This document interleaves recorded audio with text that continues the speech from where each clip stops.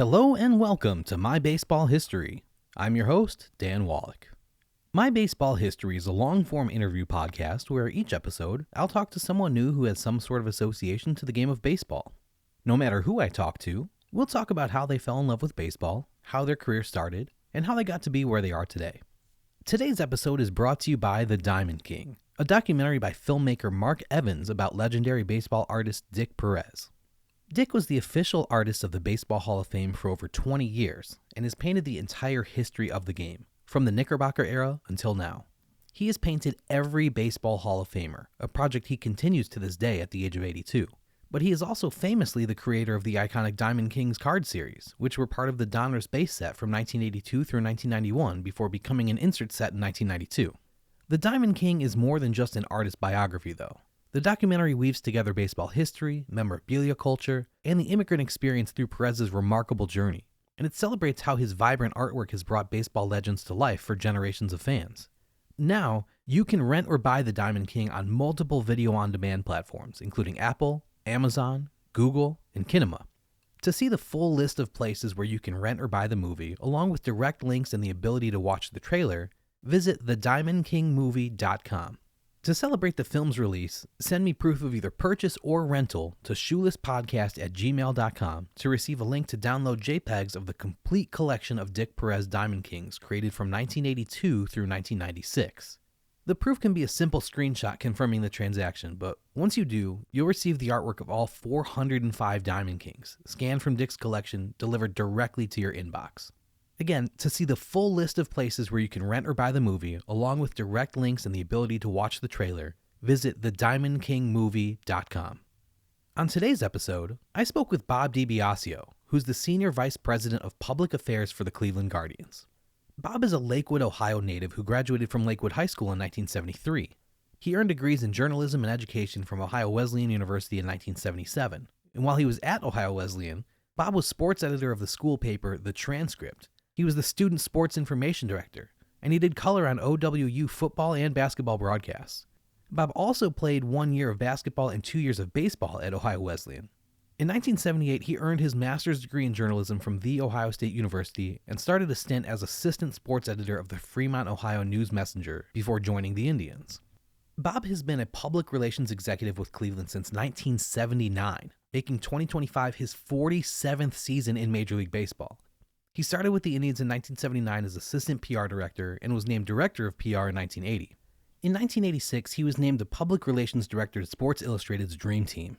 Bob's lone season away from Cleveland was 1987, when he served as PR director for the Atlanta Braves, but he came back to Cleveland following that season and was named vice president of public relations for the Indians in 1988. He was promoted to his current position in 2011. Bob received the Mel Harder Distinguished Service Award for community involvement in 1997, and was inducted into the Lakewood High School Distinguished Alumni Hall of Fame in 1999. He was the 1999 recipient of the prestigious Robert O. Fischel Award for Public Relations Excellence in Major League Baseball, and he received the ALS Cleveland Chapter Lou Gehrig Iron Horse Award for Community Service in 2009. This man is Cleveland, through and through. He's been deeply involved with this team for decades. He's seen it all, he's experienced it all, and he remembers it all. If you're interested in hearing an in-depth discussion on the history of professional baseball in Cleveland, you can go back and listen to episode 8 from season 3, where I spoke with Jeremy Fedor, who is the official team historian of the Guardians. Jeremy and I spent more than 2 hours tracing the history of professional baseball in the city all the way back to the 1860s and 70s with the Cleveland Forest Cities. And then we moved chronologically through all of the different teams and team names that Cleveland has had over the years, stopping along the way to talk about the great individual players who made up those teams. Jeremy and I had to end our discussion at 1948, though, so that left a pretty big gap in the modern history of the team that we just haven't covered on this podcast before. With this being the 30th anniversary of the iconic 1995 Indians, I thought Bob DiBiasio would be the perfect person to talk to get some perspective about that specific group and everything that they achieved. Even though we're focusing on just one specific season in Cleveland's baseball history, in this episode, we cover lots of ground. Bob tells us how the team was built from the ground up by John Hart and Dan O'Dowd and what their philosophy was when acquiring talent and keeping that talent long term. We find out the importance of Jacobs Field and how building that stadium brought new life not only to the franchise, but to the fan base. We learn why teams were afraid to come to Cleveland and about the rash of injuries upcoming trips to Jacobs Field brought to opposing clubhouses. And we hear some behind-the-scenes stories about the players and coaches, which give us some true insight as to what made these guys tick, and why it was no surprise they were as successful as they were, not just during the 1995 season, but for the duration of their careers. With all of that information and much, much more coming at you, it may be helpful to follow along with this episode's liner notes on our podcast website. If you're new to the show, don't worry. You'll still be able to enjoy the episode without the extra help from the liner notes. But longtime listeners love the photos and links we put up on the website, which will give you a better understanding of the things Bob and I are discussing, and provide some context when needed. The liner notes can be found on the My Baseball History website, which is online at www.shoelesspodcast.com. If you want to follow along, head to the website where you'll see the Bob DiBiasio episode listed first on the main page under latest episodes. Click on that, and you'll be ready to follow along. There's an embedded media player right on the page, so you don't need to have multiple windows open while you listen or fumble around with multiple devices. If you want to catch up on any of our earlier episodes, you can click on the tabs at the top of the website to go back through past interviews from any of our previous seasons and see a full list of everything we have to offer so far. Everything in the liner notes goes in chronological order of how we talked about them in the interview, so you should easily be able to keep your place as you listen. After the interview, we'll do a recap of what you just heard, adding some extra insight and hopefully answering any questions that may have come up as you listened. I'll also explain how you'll have a couple of chances to answer a trivia question to win a prize, so stick around until the end of the episode for that too. But now, here's my interview with the Senior Vice President of Public Affairs for the Cleveland Guardians, Bob DiBiasio.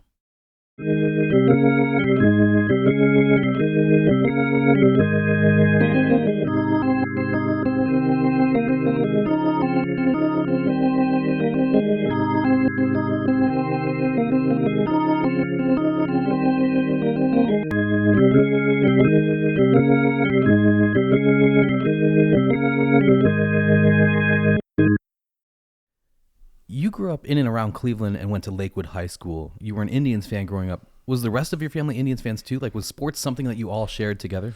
Absolutely. Sports was truly the focal point of our household. Education and sports. My father was a teacher and a coach. Yeah. And as a matter of fact, my father and my uncle Sparky, my dad's older brother, were the two from the Italian neighborhood on the west side, West 65th, Detroit Avenue area. They were the first two to go to college. My uncle Sparky, who was well known in Euclid, Sparky DiBiasio football stadium, superintendent of schools, and my dad was pretty much the same kind of guy in Lakewood, Ohio for almost 50 years. So sports and education was paramount in our household. And, you know, my dad being a coach, I had two older brothers. One 6 years older, Dan, who went on to become a college president for almost 30 years in the state of Ohio at Wilmington and in Ohio Northern. The middle brother, Tony, child psychologist, had a private practice and also in the Fairview school systems, ran their guidance counseling programs, and then an adjunct professor at BW. And I went into sports as the youngest of the three. But my two older brothers, the coolest thing is they allowed their little brother, Danny was 6 years older, Tony 3 years older. They allowed me to hang out and be the bat boy or shag flies or be on the court if they needed a 10th guy, if they were playing hoops somewhere, or just to run pass patterns with no ball ever thrown my way as they're playing touch football or tackle football in the front yard. For sports fans out there that know the name Bob Gain, the old Cleveland Brown, we used to play a game in our front yard called Bob Gain. My two brothers would kick the football off to me, and then I'd have to try to get across the front yard, and they'd beat the living daylights out of me, and I thought it was the greatest thing in the world. So, long-winded answer to yes, sports, and my mother was the consummate sports mom, you know, being the wife of a coach. My dad coached football, basketball, baseball as an assistant coach at Lakewood for a number of years. So being the wife of a coach and then the mother of three boys who we played everything. And she was at every game. All three of us went to Ohio Wesleyan, played different sports down there for the Battling Bishops. So yes, indeed. We would be that family that played with the bat day bat that we got with tennis balls, you know, throwing them from the sidewalk to your front steps. and see if you could hit the house across the street. Played And that game many times. We knew every, and playing wall ball, but we would know the lineups of the Orioles and the Red Sox and obviously the Indians, and playing hoops at all hours. Our neighbors got used to us playing hoops at 11 o'clock at night on a summer night.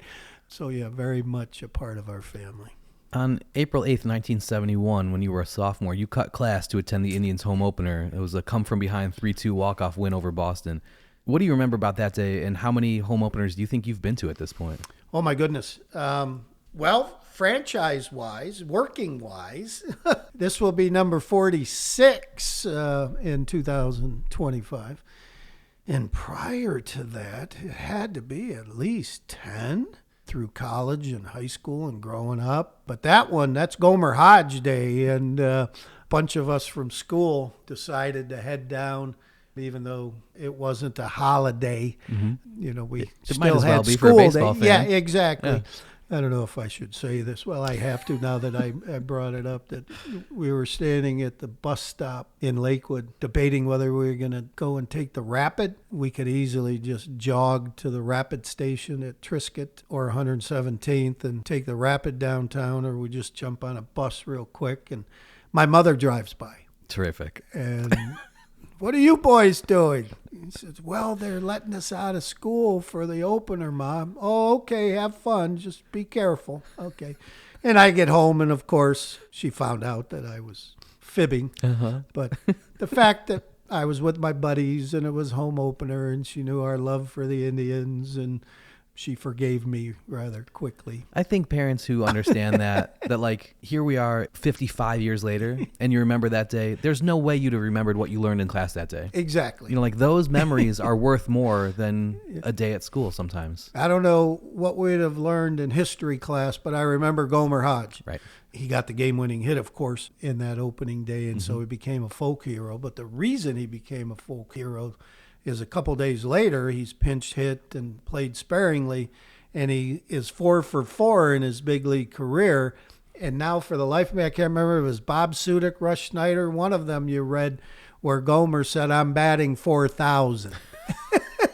And I think it might have been in Rush Schneider's batting around notes column that I remember reading that. And we all brought it to school that day, and we laughed. And, of course, our math teacher had a blast as we brought it to the teacher and said, hey, how about this? He thinks he's batting 4,000 and not 1,000. Yeah. And so we tried to bring sports into our curriculum. Yeah. You earned degrees in journalism and education at Ohio Wesleyan, and while you were there, you were the sports editor of The Transcript, but you also played 1 year of basketball and 3 years of baseball. Then you got your master's degree in journalism from The Ohio State University. When you were going to college, what did you think you wanted to do after college? My friends will tell you, freshman year, I joined the same fraternity. My older brother Danny joined at Ohio Wesleyan, and my brother Tony, so I was a legacy. So I'm sure when my photo was brought up, they threw stuff at it like an Animal House. But we would sit around and talk about what the hell we were going to do with our lives. We're just getting to know guys from different parts of the country, different parts of Ohio, of course, and some were teammates that we were at practice together on the basketball team or baseball team, and going to watch guys who played football for Ohio Wesleyan. And we would just sit around and talk, and I'm going to be an attorney, and my dad owns a dental practice, so I'm going to become a dentist, and I'm going to own my own business. I hope to be a teacher and a coach. And they'd come to me, and I'd say, I'm going to be the PR guy for the Cleveland Indians. And they go, what the hell's wrong with you? Where does that come from? And it was just something that part of me freshman year, as I was getting my journalism degree, I would go and quiz coaches after the game. And my dad being a coach and me always playing, I thought, I don't know if I want to be on the outside, always questioning, because I know how hard these people work. I'd rather be on the inside. And how do you go about doing that? That revelation, I don't, again, it just came from a personality trait that I didn't want to always be the guy questioning and bringing up something awkward. I wanted to be on the inside helping. So I did research. And back then, for people to have reference and context, we're talking the early to mid 70s. And so the world of sports was a fraternity. Yeah. And every person in the NBA and NFL and Major League Baseball who were PR people were all men. Mm-hmm. And 90% of them were former sports writers. So later in their career, at this time there was no sports management curriculum. Right. There was none of that. OU had just started their sports management master's program. And so doing the research and actually calling up a few guys and writing a few of them letters just to get a little sense of their track, I decided to become a journalism major and then started a little campaign writing to Harry Jones, the PR man of the Cleveland Indians. But that's how it all came about. There were two things in my life that I feel pretty good about in the sense of self-awareness. So when I go to college campuses or I go talk to groups and people will ask about what life lessons do you think are important, and I always bring up self-awareness. Yes. You have to know your personality, your strengths. You have to know your weaknesses so you can work on them. And there were two things that happened to me at Ohio Wesleyan with the self-awareness issue. One I just mentioned was knowing I'd rather be on the inside than outside questioning. Mm-hmm. And how do I navigate that to become a part of a front office? When I started in 1979, I think there were 22 of us. So the front office wasn't really well known as an entity back then. And the second one of my dearest mentors, a guy named Frank Shannon, was the basketball coach at Ohio Wesleyan. He played for the Syracuse Nationals. That's how old Frank was. Frank actually was the high school basketball coach of Wayne Embry in Springfield, Ohio. Wow. So Wayne Embry and I, when we got to know each other, we had a lot of fun. You know, the connection that Frank Shannon had to this little Italian point guard and then the massive Wayne Embry.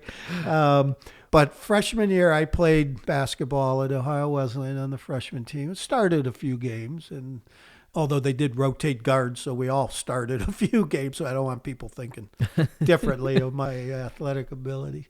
But I love playing hoops. I still play 3-4 times a week. I just love the game. Mm-hmm. And we're in sophomore year, preseason, in the gym, working out.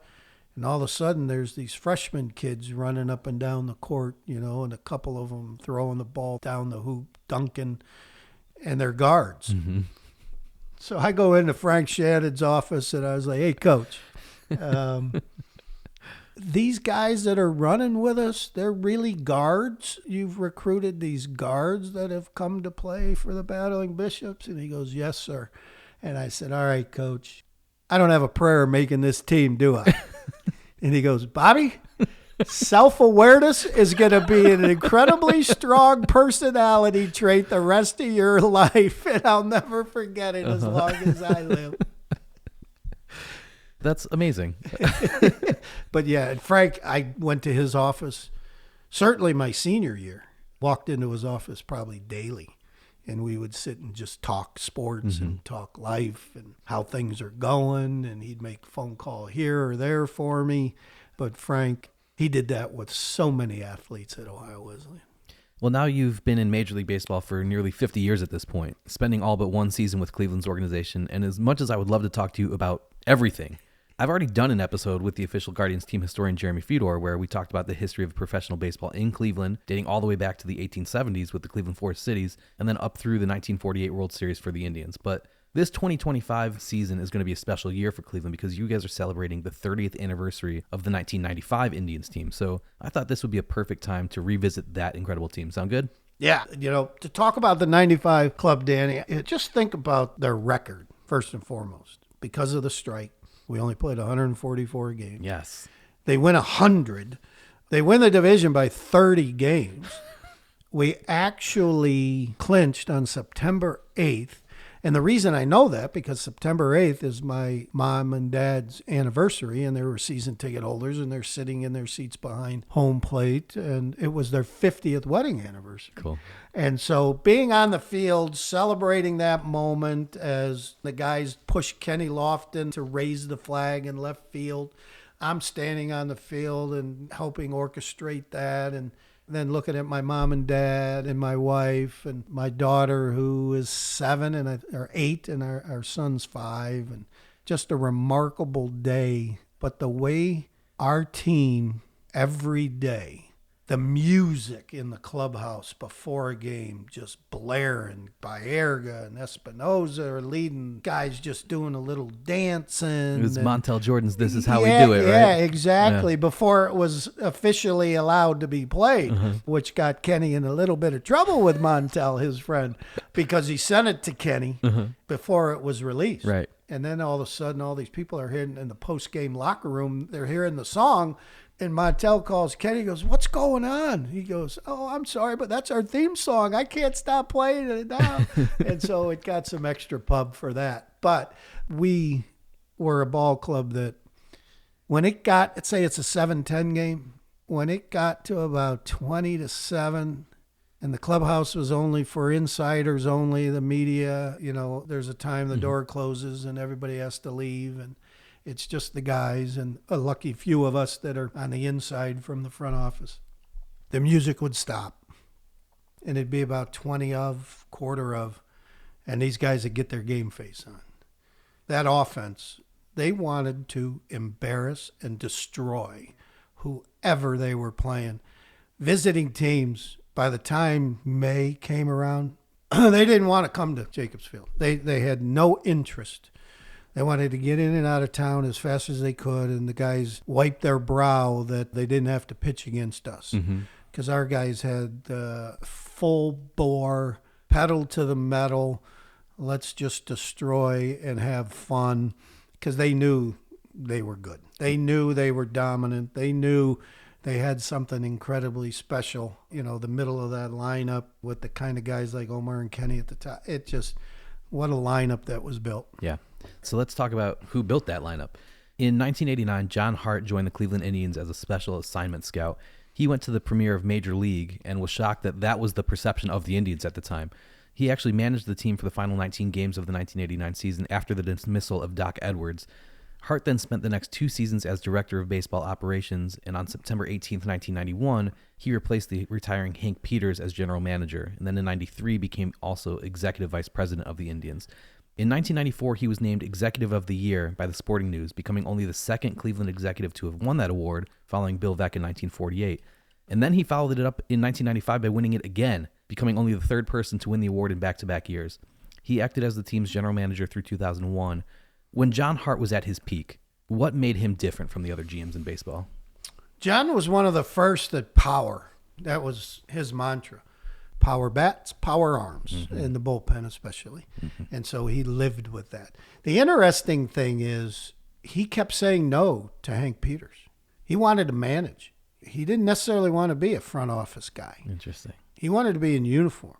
And Hank Peters kept telling him, no, you're built for the front office. The way you look at the game, I'm going to walk you through this. And he kind of had a background in scouting too, right? He came from the Baltimore Orioles organization. Yes. So Hank knew him there. Yeah. Yeah, Hank is truly the unsung hero of the renaissance of this franchise. Dick Jacobs identifying Hank Peters to be the president and put us in a position to move forward. And then the intersection of a brand new ballpark with Hank Peters' ability to put an organization together and then handing it off to John and Danny.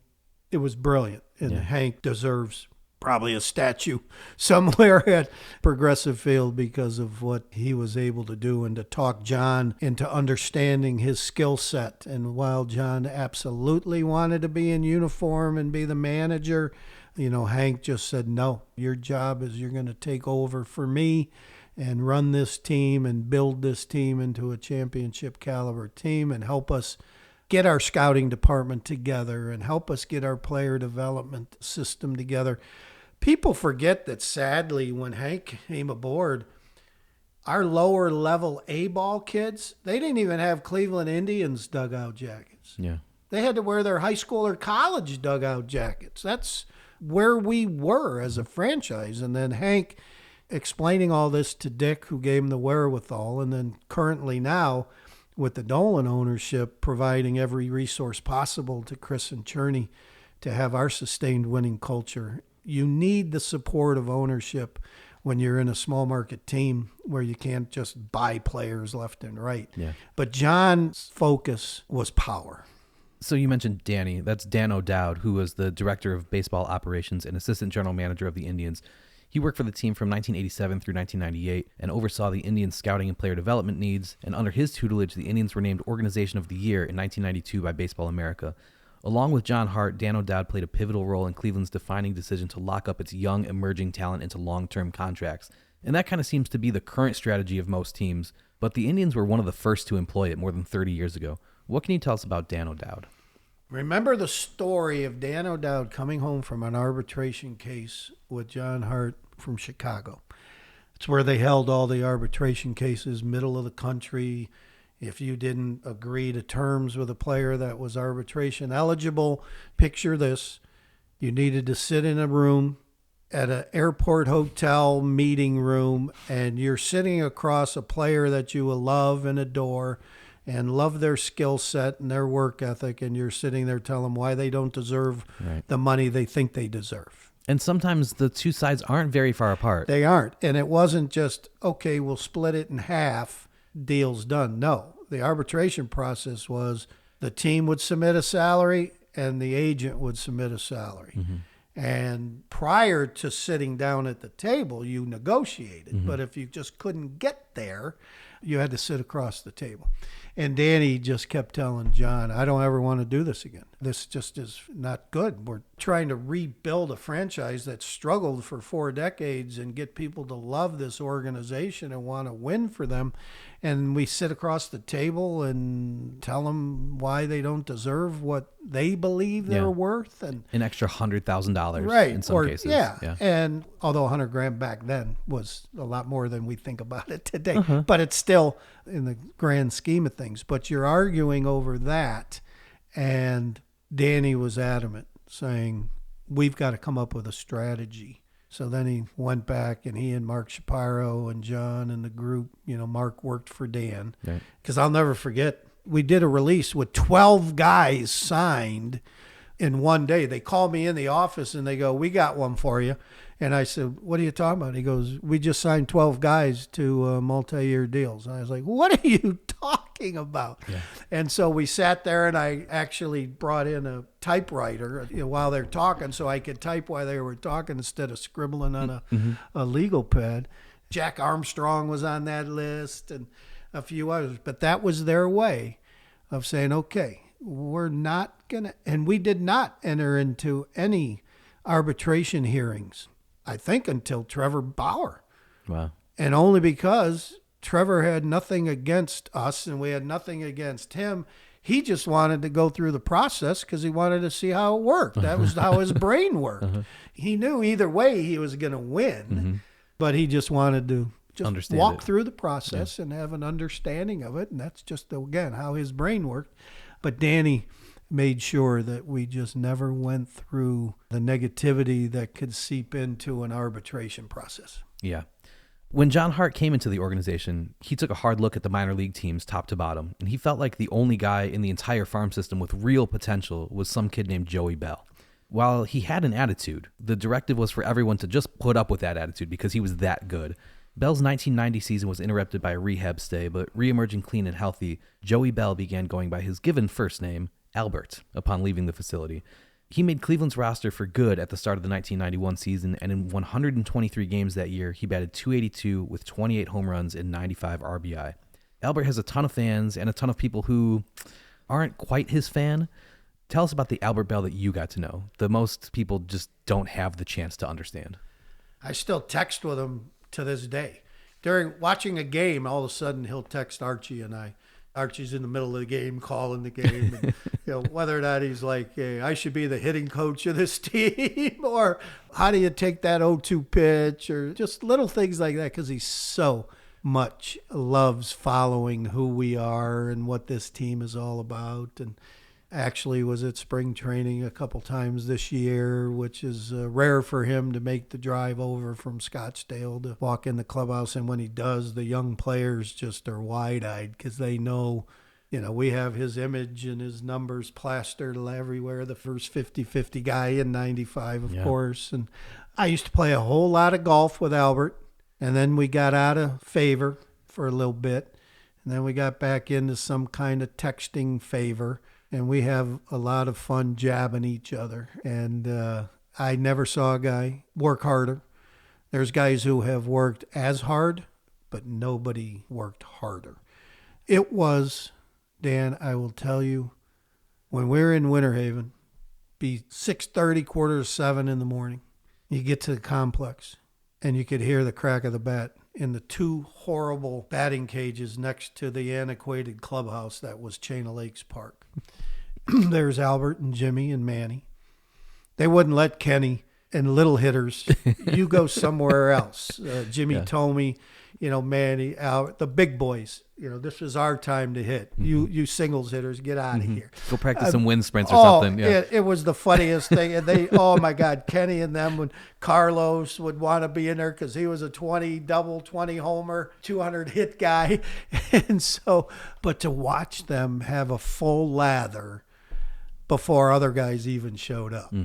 I mean, there's a reason why the best players are often the best players. There's uniqueness to, and luck has a teeny bit to do with it, but I'm a big believer because I'm an example of it in myself, where opportunity and preparation equals luck. Totally. That's how I got my job as a 23-year-old and then be named PR director at the age of 24. Because the opportunity was presented to me and I was prepared for it. So I got lucky that I was prepared. But you put yourself in that position. Yes. And Charlie Manuel, being the hitting coach to that group, there couldn't have been a better marriage in all of sports. The man who would talk hitting 24/7, would not let guys sit in front of their locker and just hang without walking over and go, follow me. And they never said no. And he'd walk in and either put a ball on a tee or he'd soft toss. If they got tired of hitting off a machine, he just wanted them to repeat that swing. And what he did for Jim Thome, pointing his bat like Rocky Colavito did at the pitcher, because that would open up his hips in his mind to be able to stay away from just being a pull hitter and use your power everywhere. The marriage between Charlie Manuel and our hitters, I always think, how fortunate were we that Charlie was available at the time those guys were just starting their big league careers. Because you just never know if some other hitting coach would have had the same impact. Possibly because Manny Ramirez, as Charlie always said, came out of the womb with a baseball bat and was a hitter. God tapped him on the head and said, you're a hitter, kid. But I think, again, not to overstate the point, but the fact that Charlie Manuel was the leader of that hitting group, why we dominated. Absolutely. You mentioned Albert Bell had the only 50-50 season in MLB history in 1995, but there were still some off-the-field and on-the-field incidents which popped up throughout his tenure in Cleveland and for the remainder of his career. Trips to New York especially seemed to always kind of involve some kind of disciplinary action against him. But on July 15th, 1994, one of Albert's bats was confiscated by umpires. The story of Jason Grimsley crawling through the ductwork and ceiling tiles at Comiskey Park to sneak into the umpire's room where the bat was being held has been told a million times. It never gets old, but let's look bigger picture here. First, how exactly do you cork a bat? And who would have been the person to actually do it? Was it the player, an equipment manager? Like, who was doing that? I'm not going to spill the beans on a name. Okay. But it's an insider. Okay. Inside the clubhouse who was skilled at how you do it. And how you do it, I got in trouble in Atlanta because I actually did a little piece on TV for TBS, Craig Sager. I don't know if you remember that name. Yeah, of course. Wonderful man, the late Craig Sager, was doing reports for the Braves at that time when I was the PR man for the Braves in 1987. And I sort of got called into the office and said, we don't need to tell people how people are corking bats, okay? But so you take a bat and you hold it vertically and you take a little drill on the top of the barrel and you drill down just a small fraction. And there's a little hole there. And if you're really good, you can create a little piece of wood that would pop out of the top of the bat. And you put that to the side. Then you drill straight down. Small diameter through the barrel of the bat. and you take wine corks and you grate it like gunpowder. So you just shave it. Mm-hmm. And you just pack it like an old Revolutionary War Like a musket rifle. Yeah, you just pack it. Then you take that little piece that you took off, you put it back on the top. You take sandpaper and rub it over. You take pine tar, rub it over. You put the player's uniform number on top so you can't see that. And I never understood, and I've asked a lot of players, and most of them had this answer. It had nothing to do with the ball going further. It's not that hard to imagine that the most sacred thing in life to a baseball player is his bat and his glove. But if you're mostly a hitter, glove is secondary, your bat's number one. If it got to be August and you were tired, let's say you used a 33-inch, 32-ounce bat. You wouldn't go get a 32-inch, 31-ounce bat because that's not your bat. Right. So you want to keep your bat, but make it a little lighter. Right. So you could keep your bat speed. And while you were tired, just keep up with it. And that's really all it was. It had nothing to do with the fact that some sawed down cork is going to put an extra jolt. Right. It was when they were deeply tired in August. And playing in the heat and humidity of the Midwest. They just wanted to keep their bat speed up using their bat. And I bet a lot of it, even at that point, is just mental. Like knowing. Without question, it's mostly mental. And so that specific day in Chicago, the unfortunate thing, the reason they went after it is because every one of his bats was corked on that 3-day road trip. So just one of those things again. But it certainly didn't have anything to do with the fact that Albert was a home run hitter. He could have used a beanpole and been a home run hitter. That guy, he worked so hard and was so powerful. Before the league started cracking down on that, how many players back then do you think were altering their bats, whether it was corking or doing something else? I would think a lot of them because of the mindset. We didn't have the training. We had no weights, none of that in the clubhouse at Cleveland Stadium. So there wasn't any training. You got tired. Yeah. Their bodies got tired. They were expected to play 150, 55 games. Yeah. And just their bodies wore down. And little guys back then, I'll never forget guys, Phil Segui used to tell me about people like Brett Butler and a few others that, he's a great little player, but man, I don't know how long he's going to last. He's just not big enough. Yeah. Because your bodies wore down. You weren't allowed to, they told you not to lift weights which is different nowadays. And so what edge could I take? And guys taking speed to wake up and get going, or the high caffeine coffee to get generated for a ball game, to be crazy for 3 hours. And that didn't work for a lot of players, what it did to their bodies. And so what could a player do to stay strong at a time when we didn't really know as much as we do today about staying strong? So I'd say a good number of guys tried the cork bat routine. The problem was our guy was the only one who knew how to do it right. A lot of other teams, and I know this for a fact, if you had a bat crack open, there would actually be glue with actual corks stacked. That they do a bigger hole down the barrel and just shove glue and the whole cork and tap it in instead of really fine shaving of the gunpowder of the cork. Those bats were not very good. They split open all the time. And some guys had rubber balls. Yeah, like bouncy balls. Yeah, the bouncy balls. Yeah. And when they cracked and all of a sudden bouncy balls are going all over the infield, there's no explaining there's that no away. Explaining that, like Joe Necro and the file coming out of his back pocket. Right. But again, I honestly, and I need to say this with conviction and hopefully people understand, it was simply to keep bat speed going during a time when they didn't use them in April. They didn't use them in May. It just was when their bodies got tired, they needed, again, mentally as much as physically. Yeah. Okay, back to building the 1995 team. Yeah.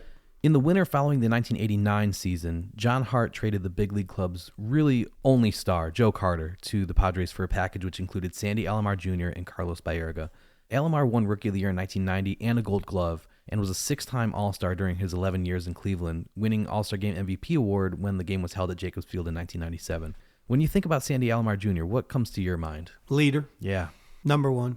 Easily the leader of our franchise at that time. I guess one way I could say it, he was the adult in the room.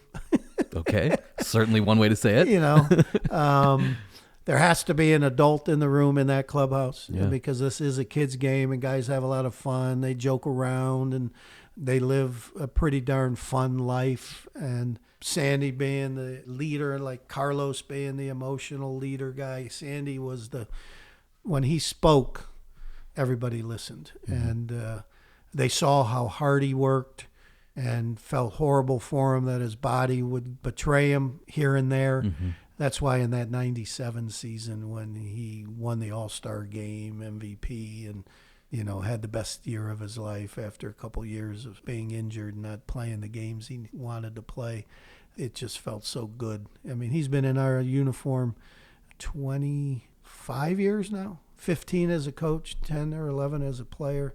So 26, going on 27 years in uniform. I think Mel Harder's the only guy to ever wear our uniform more years, 36 than Sandy Alomar. And Mel was 36 consecutive, 20 as a player, 16 as pitching coach. But Sandy Alomar, without question, I will say Sandy, Carlos, and Charlie.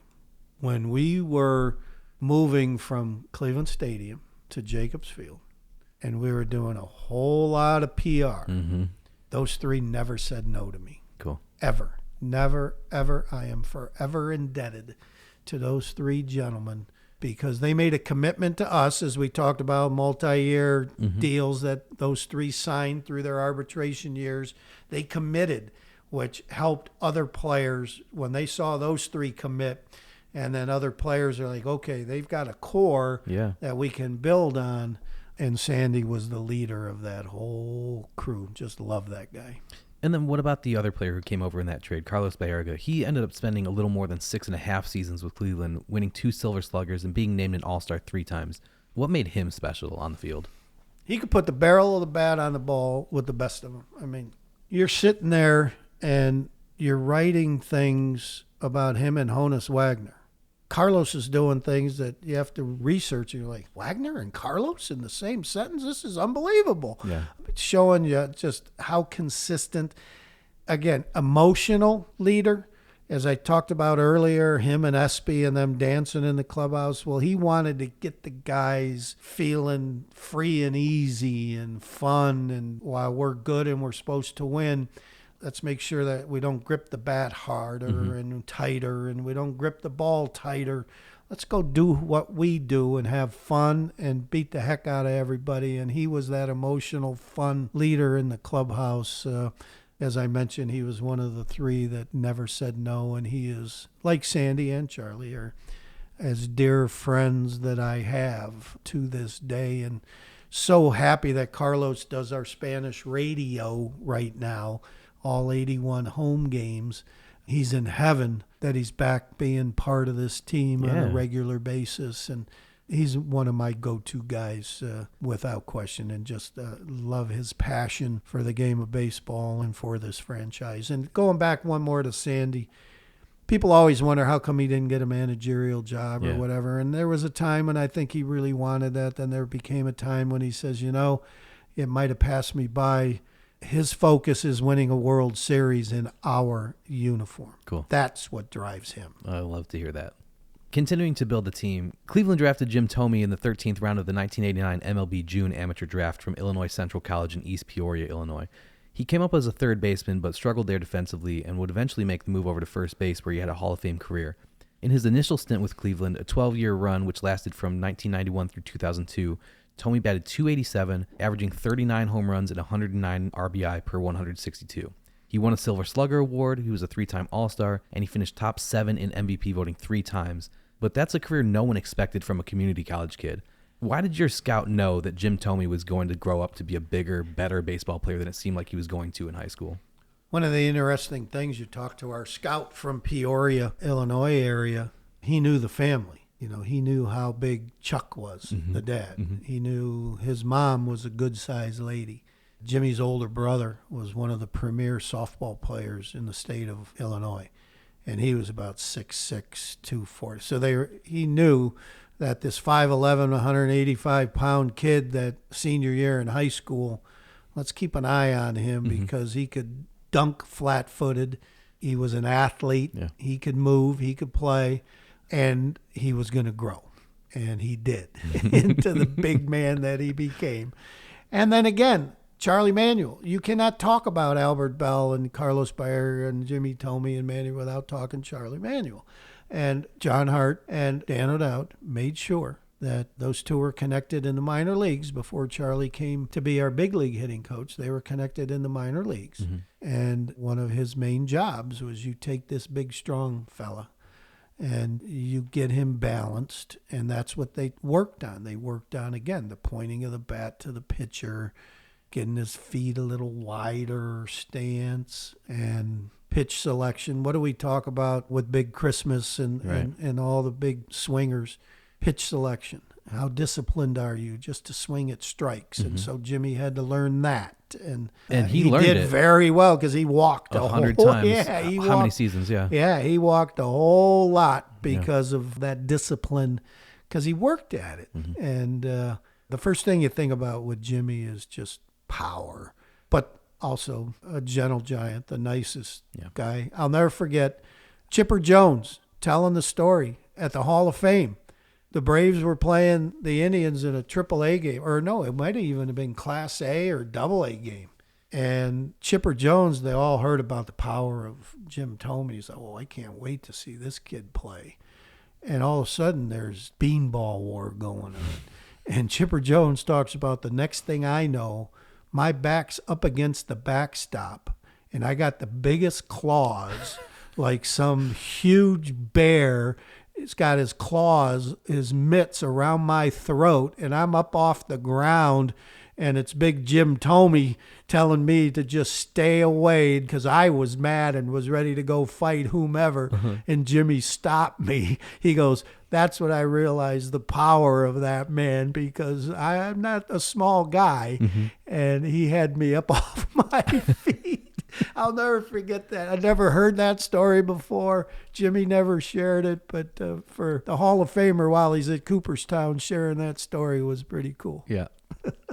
Cleveland drafted Manny Ramirez with the 13th overall pick in the first round of the 1991 MLB June amateur draft out of George Washington High School in New York. Manny was called up for 22 games in 1993, but his real tenure in Cleveland was from 94 through 2000. In less than 1,000 games with the Indians, Manny hit 236 home runs. He had 804 RBI and 1,086 hits with a .313 average, but he also walked 541 times, putting his on-base percentage at .407. He was a 4-time All-Star with Cleveland, a 3-time Silver Slugger winner, and finished top 6 in MVP voting 3 times. And that was all before he left for Boston, which is where his career really took off. Tell me some good Manny Ramirez stories. 165 ribbies. It's a pretty good season. In 1 year. Pretty remarkable. Yeah. I mean, you just sit back and you think about that year, 99. The only year that our team ever scored 1,000 runs. I mean, we've been around since 1901, and I think the 95 team, if we played a full schedule, would have scored 1,000 runs. But they didn't. They played 144. But as great of an individual performance as that was, that tells you how many people were on base in front of him all season long. Exactly. You have to have opportunities to drive in that number of runs. I'll never forget back when we drafted him, USA Today Player of the Year. We have to go out to Baldwin Wallace for batting practice with our draft picks because we couldn't access Cleveland Stadium. So we're at Baldwin Wallace, and their whole team had heard about Manny Ramirez, of course, and the fact that our draft picks, half of them wanted to see what kids got drafted, what skills did they have, how'd that compare to me. I'm playing college ball, would love to get drafted. So there was that interesting aspect to it. And Manny just starts hitting balls across the street in batting practice. And the coach legendary baseball coach at BW. He goes, I've never seen this. And then boom, he goes, I've never seen this. And boom, there goes another one. Never seen this. I can't. And Manny's just going crazy. And we had a TV guy in town by the name of Alan Davis, worked at Channel 5. His real name was Abraham Allende. I hired him to work with me as our community relations director when he chose to get out of the TV business. But while he's doing the story on Manny, I asked him if he would be the interpreter for Manny and a few others so that they could get comfortable doing interviews and those sorts of things. So Alan Davis helped us with that, and we all just sat back how effortlessly the ball jumped off Manny Ramirez's bat as a 17, 18-year-old kid. And we're like, oh my, I wonder how quickly he will rise. And then when he did, he made his mark. But again, think about it. He and Jim Thome joined our team, and they're batting 7th and 8th or whatever in our lineup because we were so strong and so good. Sandy batting 9th, the only guy not hitting 300 or whatever, batting 299. I mean, Manny was the fun-loving prankster. When we got Cecil Fielder, Manny stole his pants and put them on, and they went up to his armpits, and because they were so large, his waist was so big and so long, and he'd walk around the clubhouse, and oh my God, I'm Fielder, and players would be on the floor laughing, and he always would do something. But again, like I mentioned a little while ago, when the clock hit about 20 to 7. The blinders went on, and it was time to go beat people up. In the winter following the 1991 season, Cleveland traded for Kenny Lofton. In his first stint with the team from 92 through 96, Lofton averaged 6.2 WAR per season, batting .316, stealing 325 bases, and playing elite defense in the outfield. Just how good was Kenny Lofton in center field, having to cover all of that ground that Manny Ramirez and Albert Bell couldn't or just wouldn't cover? He would always talk about, Albert, you take where you stand to the line. Manny, you take where you stand to the right field line. I got everything else. Stay out of my way. Do not hurt me. And, he had so much fun with that. I don't know if there's another player more dynamic in our franchise history than Kenny Lofton. And here's a kid that didn't play a whole lot of baseball. If you remember, he played in the Final Four at the U of A, was a basketball player. He and Steve Kerr and Sean Elliott and that ball club, and then decided, let's go play some baseball, and ended up getting drafted by the Houston Astros. And John Hart put out a feeler to all of our scouts, he and Danny, and said, find us everywhere in baseball, minor leagues, big leagues, find us the fastest defensive athlete you can find. We'll figure out if we can turn him into a hitter. And they all came up with Kenny Lofton. And so we went after Kenny and got him in a trade at the winter meetings. And I always tell Kenny I felt so bad for him when his Hall of Fame ballot lasted only one turn. You don't get a certain percentage, you drop off the ballot. Right. You can discuss whether or not you think Kenny Lofton is a Hall of Famer. I think he is, and just the way he dominated his sport for as many years. Offensively and defensively. Absolutely. And that discussion should have lasted more than one ballot, without question. And I think with the advantage of hindsight, especially with statistical analysis that the modern voters use, I think his name would not have dropped off the ballot the way it did. And I think when he comes back up with the Veterans Committee, he's going to be given some serious consideration because they realize we dropped the ball on this one. There's no question that discussion is going to be hot and heavy because he certainly, again, the things that Kenny would do, he disrupted pitchers. Perfect word for it, After Ricky Henderson, there weren't a whole lot of guys that disrupted the way pitchers would handle controlling the running game, maneuvering through a ball game, especially against us. Because now they got to face Omar, who tuned himself into a pretty good singles hitter and a gap hitter. And then you had to face Baerga and then the rest of the monster crew. Yeah. And Kenny was the one, you walk him, boom, he's on third. Hits a single, he's on third. So, and think of how demoralizing that is for the other team that before the first inning's over, you've given up a run almost every game. Oh, yeah. And Kenny was a guy that never smoked ever in his life.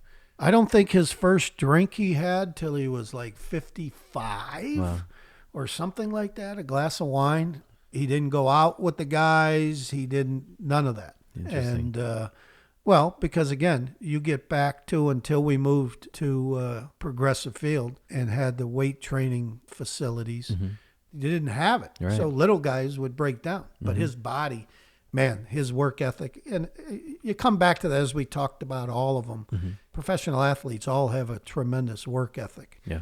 There's another level Right. for the greats. Yep. And Kenny Lofton, without a doubt, is the most dynamic leadoff hitter in our franchise history, and we're coming up on 125 years here if you just think about the American League. Right.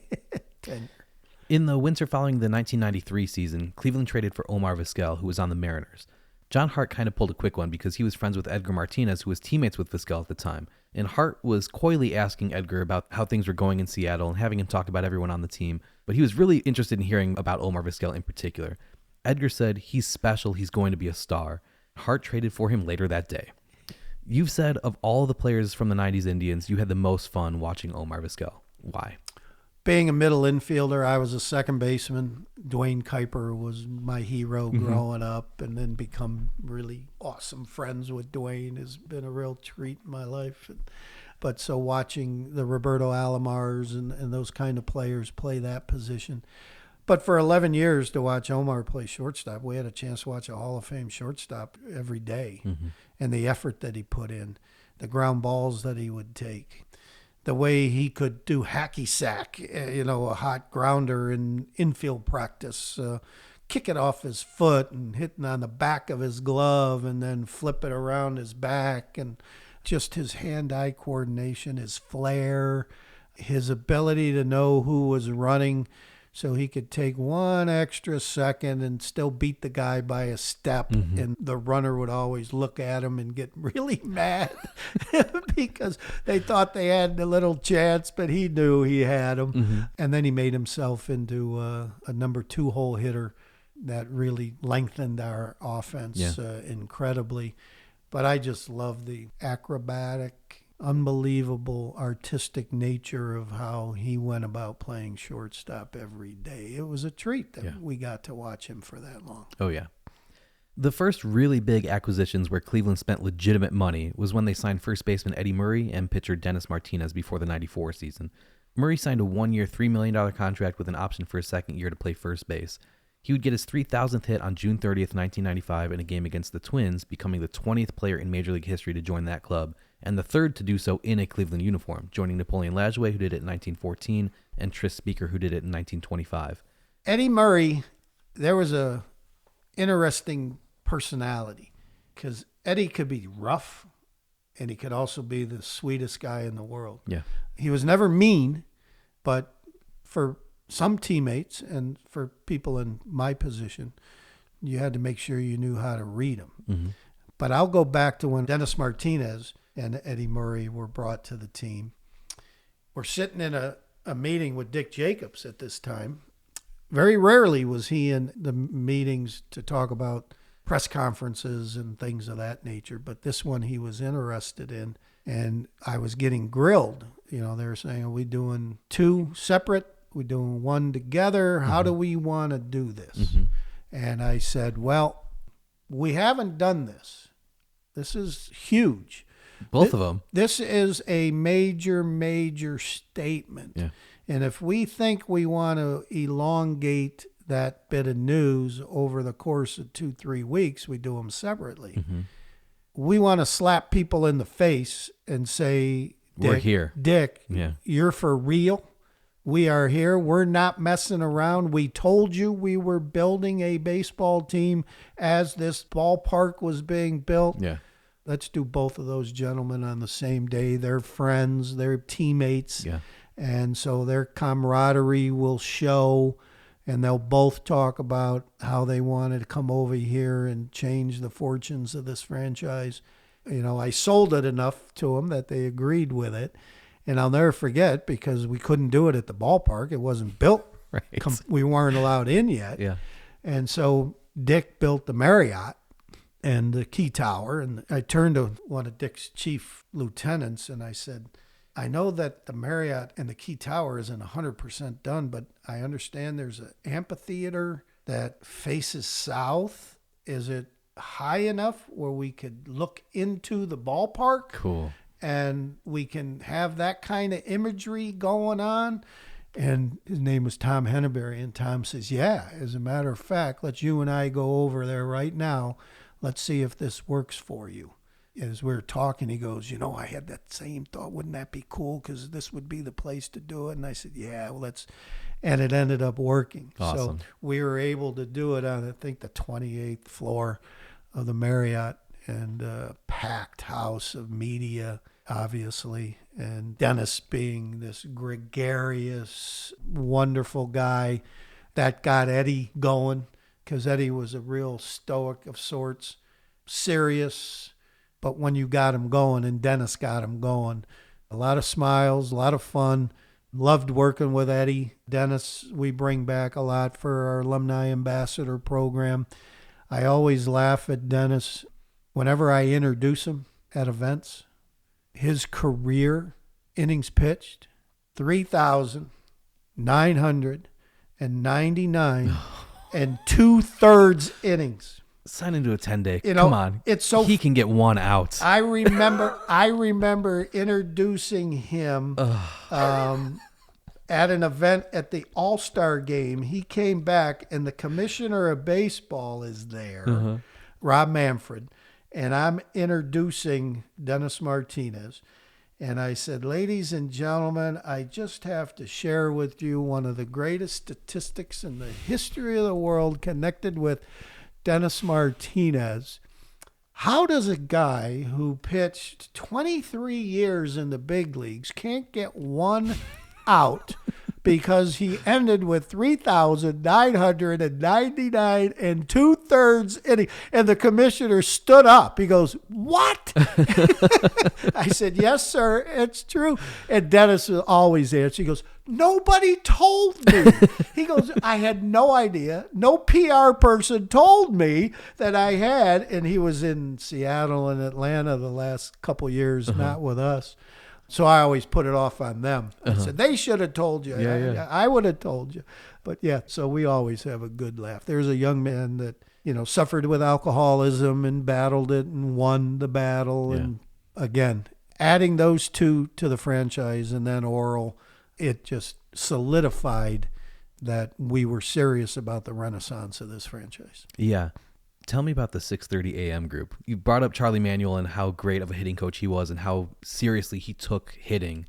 Who were the players that joined him at 6:30 in the morning to hit? Yeah, it was Manny and Jimmy and Carlos, and Eddie Murray was a part of that one as well. They absolutely loved to hit. Nowadays, it's more controlled.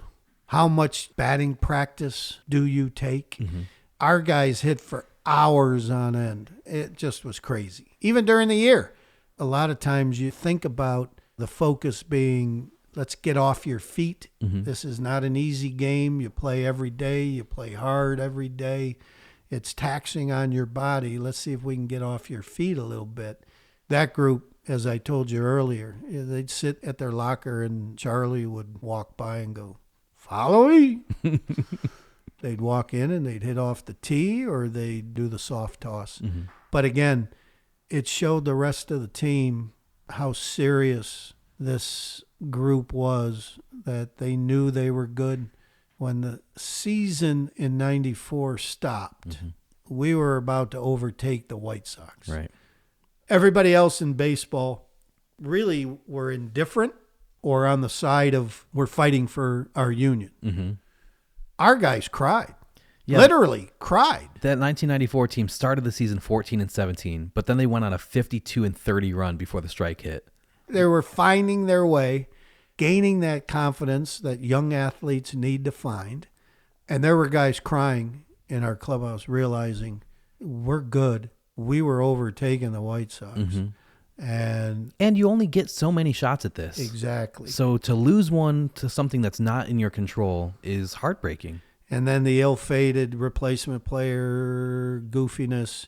Boy, does Mike Hargrove have some remarkable stories about that.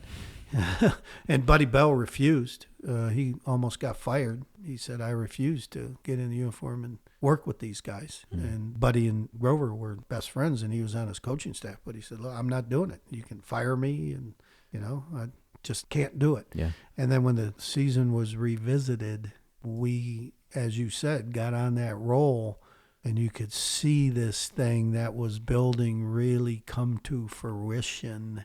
And we started getting decent crowds because we didn't start selling out till June 12th of 95. Right. And then from June 12th of 95, we then sold out for 455 in a row.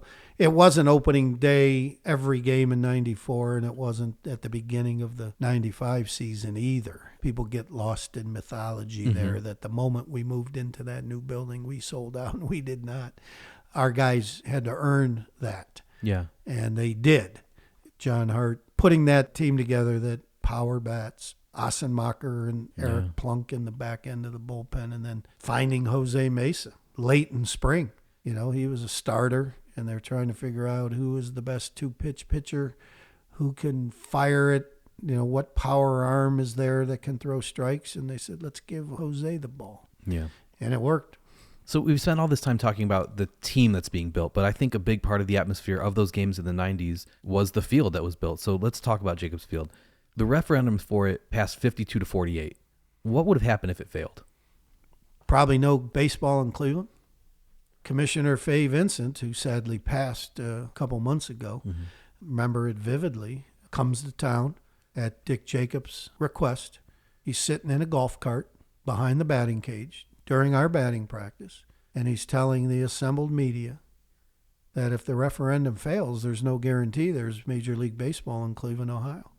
While our guys are hitting and they're looking at him saying this, and we're like, oh my God. They're like, what's he saying? Yeah. We're saying, well, this is serious stuff. We need you to help with this. And that Denver was looking for a team. Tampa was looking for a baseball team. And so it was almost thought of as automatic that if the referendum, because prior to that, you have to think about earlier in the early 70s, if it wasn't for Hal Lebovitz of the Plain Dealer, he found out that baseball was going to split a season, Cleveland and New Orleans. Wow. Half the home games in Cleveland and half in New Orleans to see if New Orleans could handle having a big league club and respond to it. Would it resonate in New Orleans, a Major League Baseball team? Wow. And Hal found out about it and called the commissioner on the carpet and wrote columns, and they squashed the idea. And again, you have to salute your cap to good old-fashioned journalism where, Hal found out about it, wrote about it, and squashed it and saved baseball in Cleveland. And then the referendum when it passed, and then Dick Jacobs. I always talk about how probably the most significant moment in franchise history was the building of Progressive Field, because if it doesn't happen, we probably aren't talking about Major League Baseball in our town. But you wrote two different press releases in preparation of that. One for if it passed and the team stayed, and one if it didn't pass and they would leave. What was it like to write the one where it was leaving? Where they were leaving? Well, sitting there trying to work with Hank Peters and a few others on what the wording would be and hoping you could burn that one and no one would ever see it again, which I did. I don't know if there's a copy anywhere. I don't have it in my files anywhere. That I didn't copy it and give it to a whole lot of people, because back then it was still telecopier machines where you'd put the telephone into the coupler and the cylinder would go, and there's a whole lot of people listen to this have no idea what the hell I'm talking about. It was not email. Yeah. You didn't just press a button after writing something. It wasn't easy, because you're sitting there thinking, this is the job. you're thinking personally Right. that this is the job that I've always wanted, and I've got it, and it's a dream come true, and I've enjoyed every second of it. It's not the easiest job in the world. There's ebb and flows to it, but for the most part, it's a beautiful ride, and it always has been. But then it could come to an end. But for you, it wasn't just a job. It was a job with your team. Right. You know, you grew up loving this team and Yeah. going to games and being like the Indians were. So a I part knew of the it. history. Yeah. So I didn't have to study the media guy, which I did in Atlanta. Right. When I was the PR guy for the Braves for that year, I had to study. I had to go back to high school and college and do footnotes and off the top of my head try to remember who were the top 5 home run hitters. It was easy because Hank Aaron. But who else was behind him? Eddie Matthews. You know, those kind of things. And But imagining and that's a job. your hometown team leaving Yeah. must have been a different level of Anxiety. anxiety is a Yeah. great word for Yeah. you for this moment. Yeah. Yeah. It was a touch depressing. Yeah. As you stayed up waiting to hear the word. And then finally, when you got the word that it was 52-48, being able to send out to AP and a few others with the coupler, the news release, and then send it to the Denver Post and the Tampa Tribune saying, aha, you're not getting our team. Yeah. Oral Hershiser won 134 games for the Dodgers through the 1994 season, finishing top 4 in Cy Young voting 4 different times and winning the award during the Dodgers' magical 1988 season. In April of 1995, he signed with Cleveland for less than half of what he had made the previous season in Los Angeles. Hershiser said that the reason he signed with Cleveland is because he looked at their lineup, realized they were scoring 7.5 runs a game, and thought to himself, well, my abilities may be dwindling, but I can stick around a game long enough to win if my offense is going to score 7.5 runs for me. And yes, everyone remembers that the 95 Indians team had this offensive juggernaut, but the pitching staff had the best team ERA in the American League also. Oral Hershiser, Dennis Martinez, and Charles Nagy anchored the rotation, and like you said, Jose Mesa was the closer. 38 of Mesa's 46 saves in 95 were recorded in consecutive appearances in save situations, which is a major league record at the time. Should more people remember the pitching staff from that team? Because nobody talks about it. Without question. I think it was the 54 staff that did the Triple Crown. Wins, innings, strikeouts with the 3 and the pitching triple. And I think the 95 Indians were right there. So absolutely they should remember a team that was able to have an under 4 ERA as a team through 144 games. Oral, the consummate pro, as professional a human being as there ever was. He is a guy that I would go to and say, okay, you've dealt with a number of different things in your career. You're going to probably be a broadcaster when it's all said and done, working in a major market if you don't do it nationally. Here's my thinking on X, Y, and Z. Let's talk through it. And he enjoyed that exercise because if it was a day he wasn't pitching and he'd already done his thing with that night's starter, give him a little tips here and there, he loved talking the business of the game. So we struck up a great friendship in that regard. And when he comes to town, like he will this year for the Dodgers coming to town, because every other year now, you know, they come and visit. We'll have fun because we'll sit in the radio booth and he and Hammy and Rosie and I and a few others will just park and talk for a good 45 minutes and tell stories. But every move, the Dennis Martinez, the Eddie Murray, the Travis Fryman move, the Oral Hershiser, John Hart always would bring these solid, veteran, high character guys that made the people already in our clubhouse stand up and take notice. Again, that we're serious. We're bringing in this caliber to our franchise, and we were able to do it back then because we had a brand new ballpark with suites, and we had revenue generation with a lot of sold-out games, etc., that we could match the Yankees and others, get near their payroll. And then all of a sudden, regional sports television networks came about. And it blew everybody out of the water, the major markets, because of more ears and eyes, taking the Yankees from a $110 million payroll to up over 200 and some million, where the Cleveland market takes us from a $90 million payroll to 105. Right.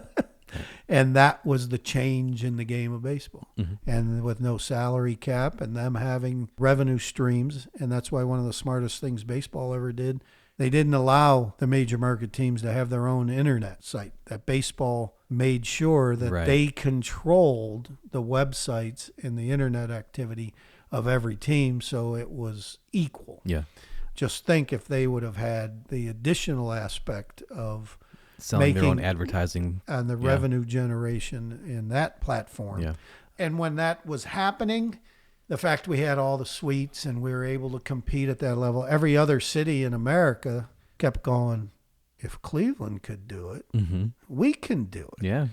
Just not We're everybody like- else had John Hart and Dan O'Dowd. Exactly. I said, well, yeah, cool. It's nice to have a brand new, shiny ballpark, but you better put a good team on the field, and that's what John and Danny did for sure. The 95 team had 3 Hall of Famers on it in Jim Thome, Eddie Murray, and Dave Winfield. That team was so stacked that people forget Dave Winfield was even on that team. He didn't make the postseason roster. Right. Well, that was oh man, I'll never forget that awkward, uneasy, sad press conference. He was walking by the press room, and we had to announce our roster, and somebody was asking him about why, and Grover's up on the stage, and he had to answer why, was it Ruben Amaro was on the roster and not Dave Winfield? And Dave and his wife stopped and stood in the back of the room, the door open, listening. Not many in the theater-style seating, as they were looking forward, Mm-hmm. saw him. But I was in the front of the room looking back. Yeah. As soon as Grover was done talking, Dave left. Ugh. You just think about, if he would have been the kind of guy to stay and all the media rush him. He didn't. He took the high road. And Yeah. it didn't sit well. Earlier that season, Dave Winfield hit a big grand slam on Memorial Day. For all the mythologizing of that team and of specific games, most people don't remember that game either. What were some of the early moments from that season where everybody within the franchise kind of started looking at each other like, are we witnessing something special here? The idea that we started to collect what we called Wahoo, what a finish, Yeah. every comeback. We're like, this can't happen every night. And then it would happen. This can't happen every night. Then it would happen. This can't happen every night. We blew the people away at MLB Productions because we chronicled all of the Come From Behind, as they did. Mm-hmm, mm-hmm. And I would write little snippets as we would put things together and try to sell them to pitch them, not sell for money, but Right. pitch them to TV stations to get even more publicity for our team.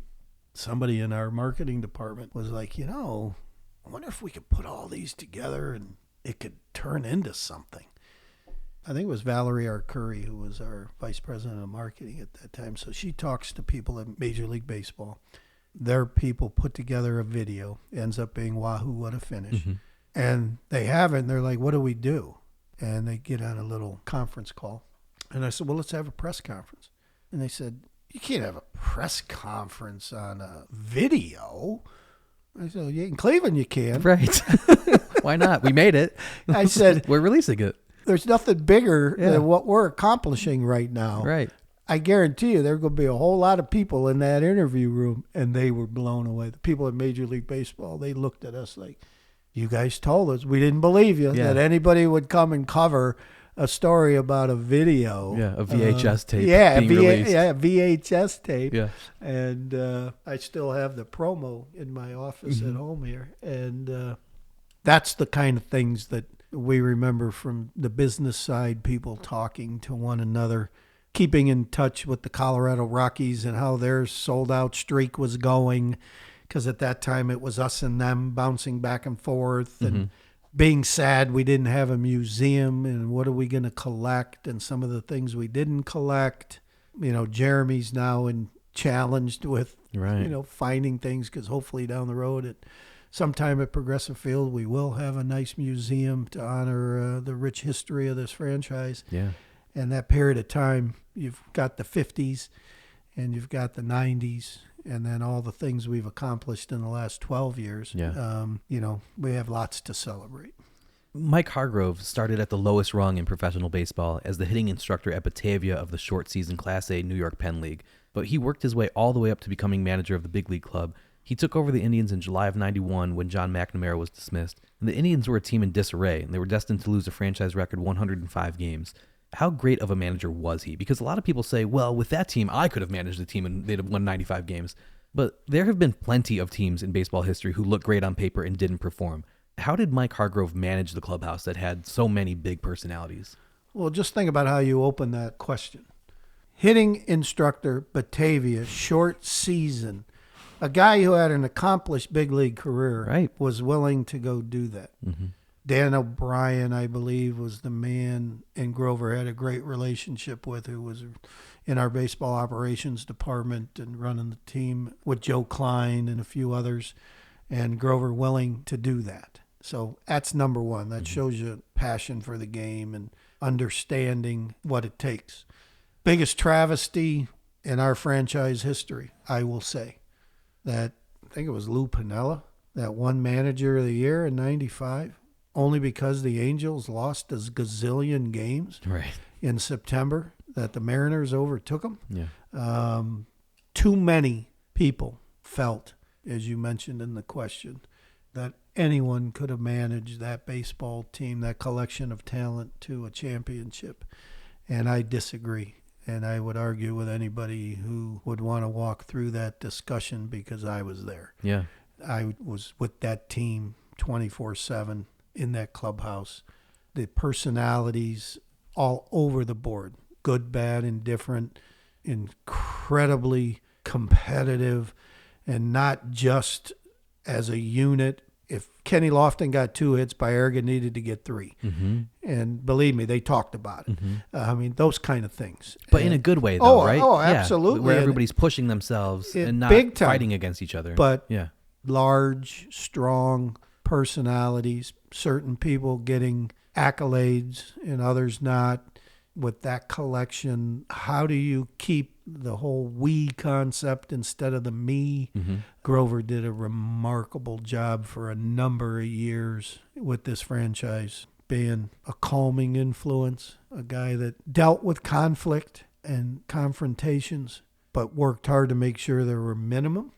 Let's squash it before it even becomes something. Mm-hmm. And he had a great coaching staff, Jeff Newman, Richie Dower, Buddy Bell, Mark Wiley, the pitching. And they had a really strong coaching staff as well. Yeah. The Browns had some playoff success but could never make it over the hump. The Cavaliers had some great teams but always ran into Michael Jordan and the Bulls. The Indians hadn't even made the playoffs since 1954. So Cleveland as a whole just kind of had this defeatist attitude that even if we have good teams, we're not going to win the big one. The Indians had lots of come-from-behind wins like we talked about and lots of walk-off wins in 1995. In 3 seasons with Cleveland, Tony Pena hit 8 home runs total in the regular season, but he hit a walk-off home run in the 10th inning of Game 1 of the 1995 ALDS against Boston. Was that the moment that season, or maybe the first moment in the new ballpark, where Cleveland collectively felt, maybe this is going to be different? Zane Smith, lefty Zane Smith. Ask Grover about it. He'll joke about it was a 3-0 count. And before he could give the take sign, pitch is coming, it's gone into the bleachers. Right. Because he was thinking about giving him the take sign. We needed base runners. Thought with the guys hitting behind him, let's get some base runners and see what we might be able to do. But Tony had a whole different idea. 3-0 count. I'm going to swing for the fences, and it worked. I was in the clubhouse with Rick Manning. Back then, Sports Time Ohio just did pregame, postgame. Okay. And the post-game I don't think was going to be aired because it was after 1 o'clock in the morning or something. I can't remember. Maybe it was, but just the two of us, because all the clubhouse guys are in the dugout watching. And so it's just he and I watching on TV. I had gone down there thinking, okay, I had been down there for a couple innings because the game was going to end at one swing of the bat or one guy running across the plate, and we had to get the post-game interview room going, and this is our first experience at our ballpark with this whole scene, and wanted to be ready and prepared, so I wanted to be downstairs instead of up in the press box fighting the crowd to get down the elevator to the clubhouse. And again, so it's just he and I, and we see it, and we start grabbing each other, jumping up and down. And it almost appeared like within an instant, the whole team was in the clubhouse. They just ran off the field screaming. There wasn't this huge thing. I guess there had to be at home plate, pounding Tony Pena. But they came flying in that clubhouse as a group, and Kenny turning on Montel.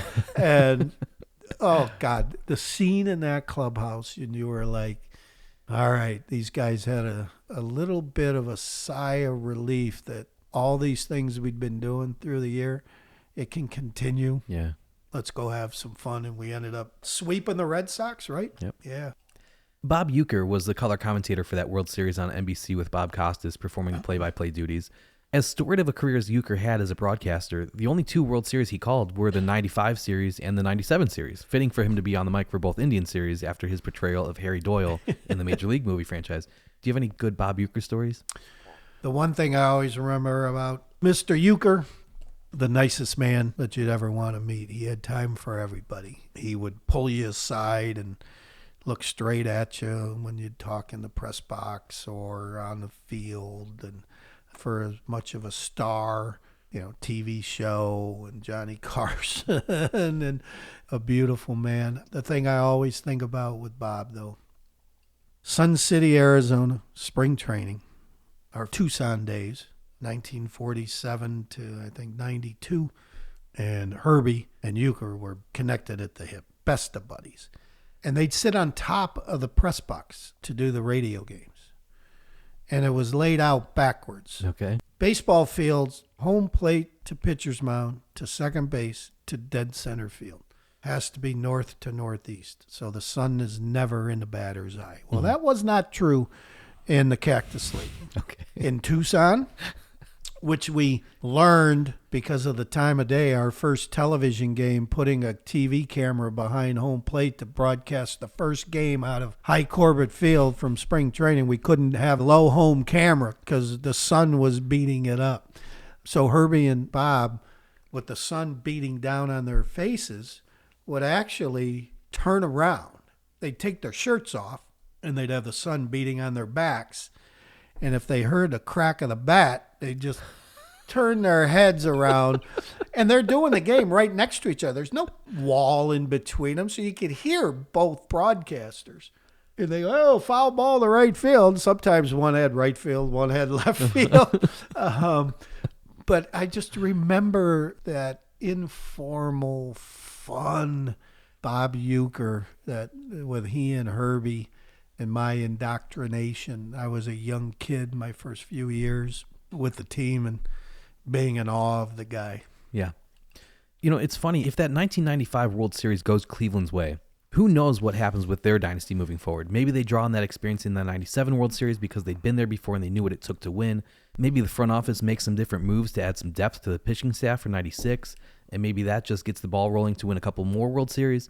Now you've got 2 and 3 years, and we're talking about keeping a budding dynasty together instead of letting players go because you didn't win with them anyways. But the other thing is, if the Braves don't win that World Series, how differently would we look at their dynasty? From 1991 to 2005, the Braves were one of the most successful teams in baseball, winning an unprecedented 14 consecutive division titles, making an MLB record 8 consecutive NLCS appearances, and producing one of the greatest pitching rotations in the history of baseball, including Hall of Famers Greg Maddux, John Smoltz, and Tom Glavine. But they only won that one World Series, and if the Indians had won in 95 instead, I think we look back at those Braves teams kind of the same way we look at the Buffalo Bills, who went to 4 straight Super Bowls but couldn't win one. Who knows the butterfly effect that 95 World Series started? If you could go back now, knowing what you were going to compete with in the 95 Braves, were there any moves that the team was contemplating that you would have made? That's an interesting question. I'd have to take some time to really think about that. I think about, Jim Poole, who had a great breaking ball just an inch away from where he wanted it, and Dave Justice is able to turn it for a solo homer, and that's the game. That's it. Mm-hmm. And then you've got Brinkman behind home plate on one knee, can't look over the catcher's head. Right. From the first inning on. Eddie Murray and Albert are screaming at him, which they never really did that. For all the times Albert got hit by pitches and people getting mad at him and drilling him, he very rarely charged the mound. Mm-hmm. And Eddie wasn't one to really show up and ump, but in the World Series they did. Yeah. And because they were mad. They knew that it was just not fair. Did anyone from the team, either formally or informally, ask Major League Baseball, like, what's going on here? Not during the game. Afterwards, it was brought up that we need you to look at this game and you tell us if you thought Brinkman was on his A game. Mm-hmm. Please, just look at it, because he wasn't. Right. There were pitches way outside. That guys were getting rung up and all of that. Yeah. I don't know. Because, again, you talk about a 1-0 game.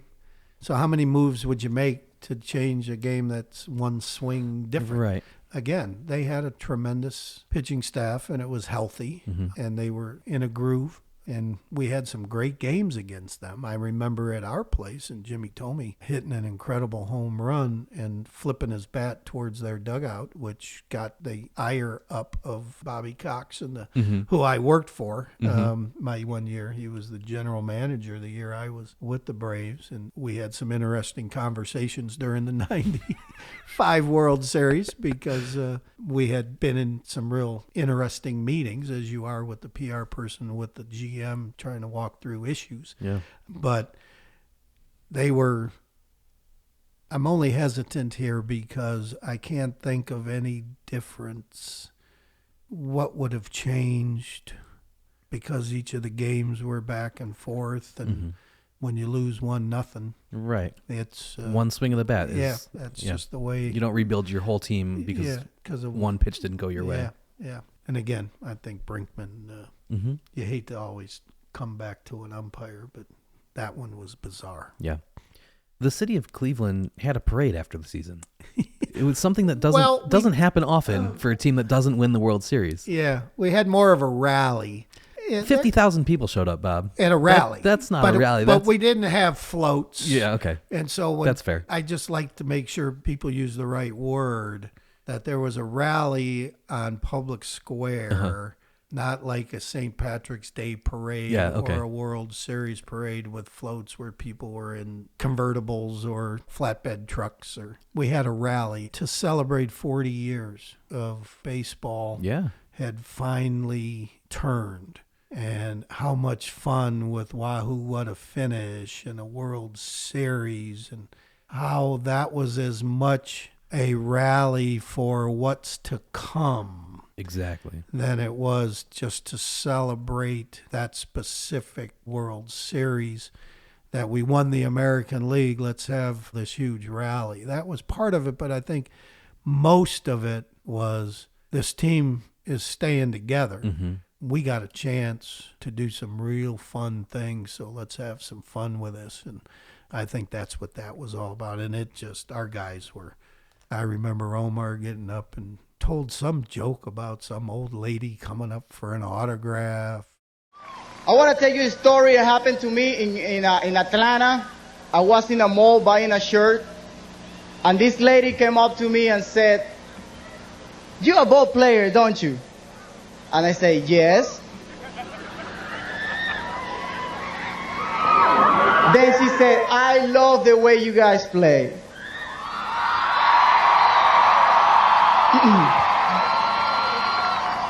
She said, "You guys are so nice."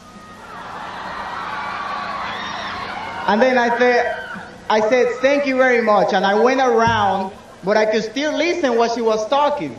So another lady come in and said, "Who was that?" And the lady said, "Oh, you're not going to believe. That was the second baseman for the Braves." People are laughing. We're all looking at each other on the stage like, where's he going with this? To see the sea of people from our vantage point up on the stage looking out, it was like, wow, what a year. And then 2 years later, we're back in the seventh game of the World Series. We had 91 sellouts that year. Every game, home run derby, all-star game, postseason. I think it was either 91 or 92 sold-out events. Every single person associated with our franchise was exhausted. Yeah. We were exhilarated, but I remember driving home early November, coming home to Solon, and there was a travel agent, Action Travel, in Solon. And I just pulled in and said, I need to take my family somewhere in sunshine. So I came home with the brochures and told my wife, said, we're taking the kids out of school. We need a little respite because they had to live our life as much as I do. So I'll never forget that part too, saying 91 or 92 sold out events. That was a remarkable year as well. We'll talk about that one some other time. Isn't it nicer, though, to drive home in early November instead of late September? Yes. At the end of a baseball season? You better believe it. Speaking of which, you hear about the Cardinal way, you hear about the Dodger way, and even though Cleveland has won more games over the past 12 years than every other team besides the Dodgers and the Yankees, you don't really hear about the Guardian way or the Cleveland way. But there is clearly an intentional philosophy of trying to create a sustained winning culture in action here. You say that philosophy is based on three things. What are those three things for you guys? Acquisition of talent with the emphasis on high character, quality talent. Mm-hmm. Then there's development, providing every possible resource that you can to make each of these young men the best they can be. So acquisition, development, and then opportunity. Mm. Give them the opportunity to show what they can do. And the unfortunate reality of competition, some will stay and some will not. And that's just the nature of professional sports. It's no different than any other business that you acquire good, solid people. We believe in people. So you acquire good, solid human beings, high character people. You give them every resource to be the best they can be, and then give them an opportunity to shine. Yeah. Can you speak to how difficult it is to make the dollars and the talent and the health and the culture all align at the same time, and what Cleveland's secret has been to making those all align? Well, the sustained winning culture comes from a complete alignment amongst the business side, the baseball side, the ownership side. Where do we spend our money? We don't have an unlimited bank account. Right. No middle market, small market team. There's 15 of us. So when people are listening to this, their minds are going to go to the wrong place, unfortunately. Mm-hmm. They need to truly understand the economic realities of Major League Baseball, and that there are 15 small middle market teams where we're all in a unique scenario compared to the big boys. Right. So therefore, where do we spend our money? How do we get the most out of those expenditures? For example, 5 years ago now probably, we invested heavily into our Dominican Academy. Right. All 30 teams have a Dominican Academy, and ours is the finest because that's the rich talent of the world. Mm-hmm. Around the globe, that's where the best baseball players are. We have 88 kids, I believe, who live there year-round, and that number changes. The flow of kids through every year changes, but we work hard to make sure that those young men are better men basically when they leave us than when they came, because what is it, 2-3% at the most will wear Cleveland across their chest? Yeah. What kind of facilities, from software, robotic cameras, video, sleep coaches, strength and conditioning, sports science, analytics, how do we go about making sure we're giving our young athlete every resource possible in today's game? Yeah. And it's not a game where you just throw the bats and balls out on the field and say, okay, the best talent will rise. That's years gone by. That's when we first started. I first started in this thing. It's a whole different way. And it's a collaborative philosophy between everybody in our organization, knowing what role every department has. The goal is to generate as much revenue as we can to give to Chris Antonetti and Mike Chernoff and Matt Foreman and the group as much money as they need to deal with all of those resources and for payroll. Yeah. And so we all know our goal is to support what our baseball guys are doing and engage, as we always talk about. Our mission is to win a World Series while creating a compelling entertainment product. Yeah. We work hard to make Progressive Field a fun, affordable, family, enjoyable place, but also generate some money to keep a championship team on the field. Speaking of Progressive Field, what are some things people should know when coming to Progressive Field in 2025, or some things that you guys are looking forward to as a franchise this season? Upper deck left field. It was open a little bit last year. I mean, it was open, but it wasn't completely done. So now it's done, and you can walk down to what was the old fourth floor of the Terrace Club, which is the Terrace Hub. The North Coast Social, sponsored by Key Bank, is a wristbanded area, but the old fourth floor in the upper deck, anybody in the ballpark can go up there and enjoy the game from that view. It'll be the spot, especially if you're a ballpark pass person and you don't have an actual section, row, and seat number. It's going to be the coolest spot in the ballpark. Cool. I think that's the first one that you need to go visit. And I was chatting it up with people from Delaware North, how mad I am at them that they've added a fried bologna sandwich to the menu at Progressive Field, because that's my downfall. I'm not allowed to eat those things, but how do I say no to that at the ballpark? So there's a few new concessions items, obviously. Every year we have some new fun things. But I'd say that upper deck left field because it's accessible to anybody and everybody. Cool. Our two new luxury places, which are wristband areas where it includes your food and beverage and such, and obviously a little higher price ticket, the Key Bank North Coast Social Club in left field, the old Terrace Club, and then the Carnegie Club right behind home plate. If you have an opportunity to visit those areas, take advantage of it. Not every seat's the blue yet. Take 3 years to do that. Yeah.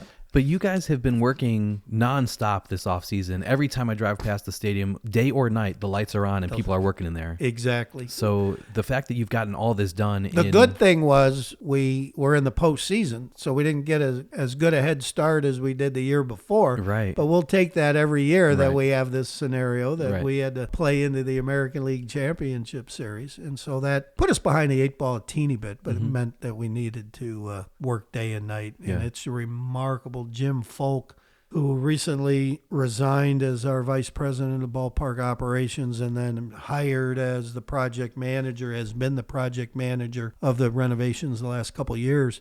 He's been involved in this ballpark since the blueprints. Cool. 30 plus years. So he knows this building, and I feel so proud of the job that Jim has done making our ballpark still a crown jewel. Yeah. You have experienced so much over the course of your career, and it's not over yet, of course. But when you do take a step back and think about everything you've done and everything you've seen, what's been the biggest thrill for you so far? Oh, boy. Well, that first year, we talked about Tony Peña's homer, having a postseason game in a brand new building that we promised the citizens of Cleveland that if you build this, we would be able to, A, treat you in a major league way in an incredibly exciting facility, but also put a championship caliber team on the field. And so when we played host to that first postseason game, that was a pretty remarkable moment. Opening day with Bill Clinton throwing out the first pitch and me having the opportunity to escort the President of the United States to pitcher's mound to throw the first pitch was a remarkable thing for a kid from Lakewood. In 2001 was our 100th anniversary. And in mid-July, we brought back as many of the top 100 that could possibly come back, and those who weren't still playing or broadcasting or coaching, and they just couldn't make it. But we had something like 43 or more, and we took a team photo right before the first pitch out behind second base. We had a riser out there and the whole bit. And I stood back as we were getting the team picture, and we had all the players in their era uniforms. So Cool. Archie and a few others were in those bright red. Kipe came. They're in their bright red pants and red tops and all of that sort of thing. And Mel Harder wearing the big white C in the 1930s uniform. And I looked amongst the 43, and I thought to myself, there's about 35 or more of these guys that I can honestly say are dear, dear friends. And again, I revert back to some kid playing wall ball at Hayes Elementary in Lakewood, Ohio, has standing here with that thought process. Yeah. How lucky am I? Yeah. I know we've covered a lot. Is there anything we didn't touch on that you want to speak about? No, I can't imagine. I love the way we did it. I mostly identifying the 95 because that opens it up to sometime down the road we can group seasons together or different great seasons. And I enjoyed this tremendously. Thank you so much. Yeah. I did too. How can people reach out to you to keep up with what you're doing these days, and how should people follow the team on social media and otherwise? Well, I do have an X account, which I'm not the greatest at updating all the time. But when you do post, it's always fun stuff. BD Baseball 6 at BD Baseball 6. And then Sundays, not every Sunday, but most Sundays on our radio pregame show across the Guardians radio network, I do a thing called At the Ballpark with Bobby D, where we talk to personalities around the ballpark and talk memorable moments, and not just players, but clubhouse people, radio people, media people, and have some fun with all the great stories that we've had the pleasure of being involved with all these many years. Cool. Thank you so much for your time and for inviting me to your house to do this. Always interesting to see people's offices set up and what they have on display. So, yeah. Thank you, Dan. This was really a treat, and I hope we get to do it again. I'd love to. Thanks, Bob. Thank you, sir.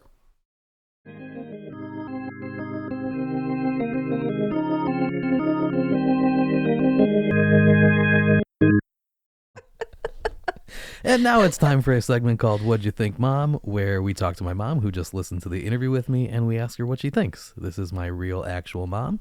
Her name is Lori, but I've always just called her Mom. Can you say something to prove that you are my mom? First of all, you've called me more things than just Mom, but I think Not while we're recording, I haven't. Sure, we'll go with that.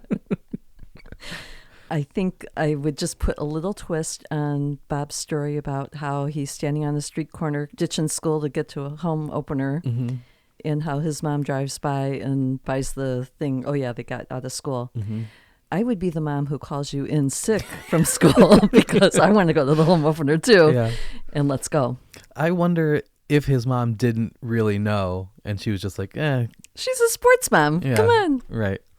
Okay, so what did you think of the Bob DiBiasio interview? First of all, he still plays basketball 3 to 4 times a week. Yeah. Go Bob. Yeah, he said, he grew up playing basketball at all hours of the night during his childhood, and I did the same thing. Yes.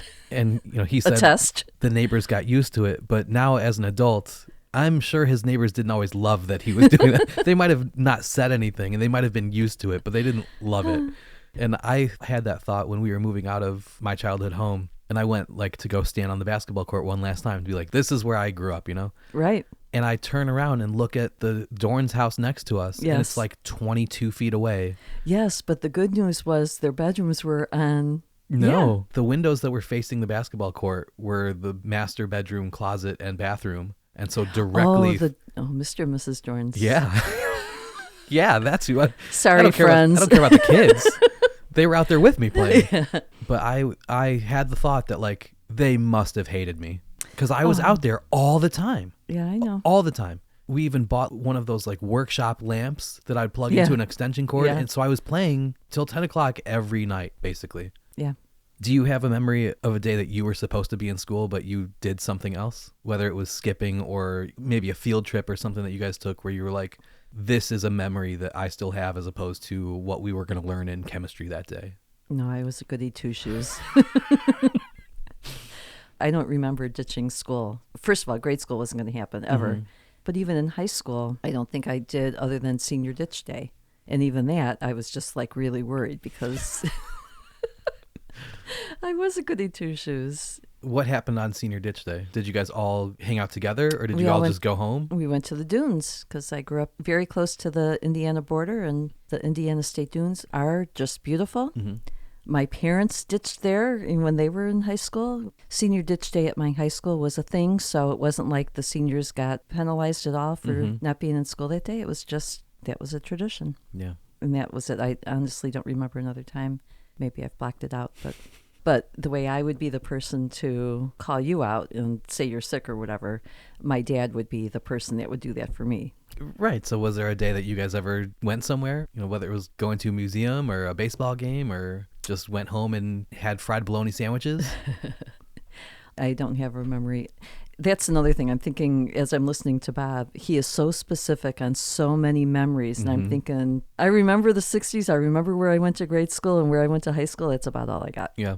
I thought it was funny the way he talked about how he kind of learned math through the use of statistics. And I was that same way. Like, I know one of the reasons I'm so good at math is because from an early age, I was looking at the backs of baseball cards and basketball cards and figuring out, how do you calculate a batting average? And like, what does that mean? And you're just like, oh, it's just hits divided by at bats. Like, okay, I get that. Him telling the story about Gomer Hodge batting 4,000. Yeah.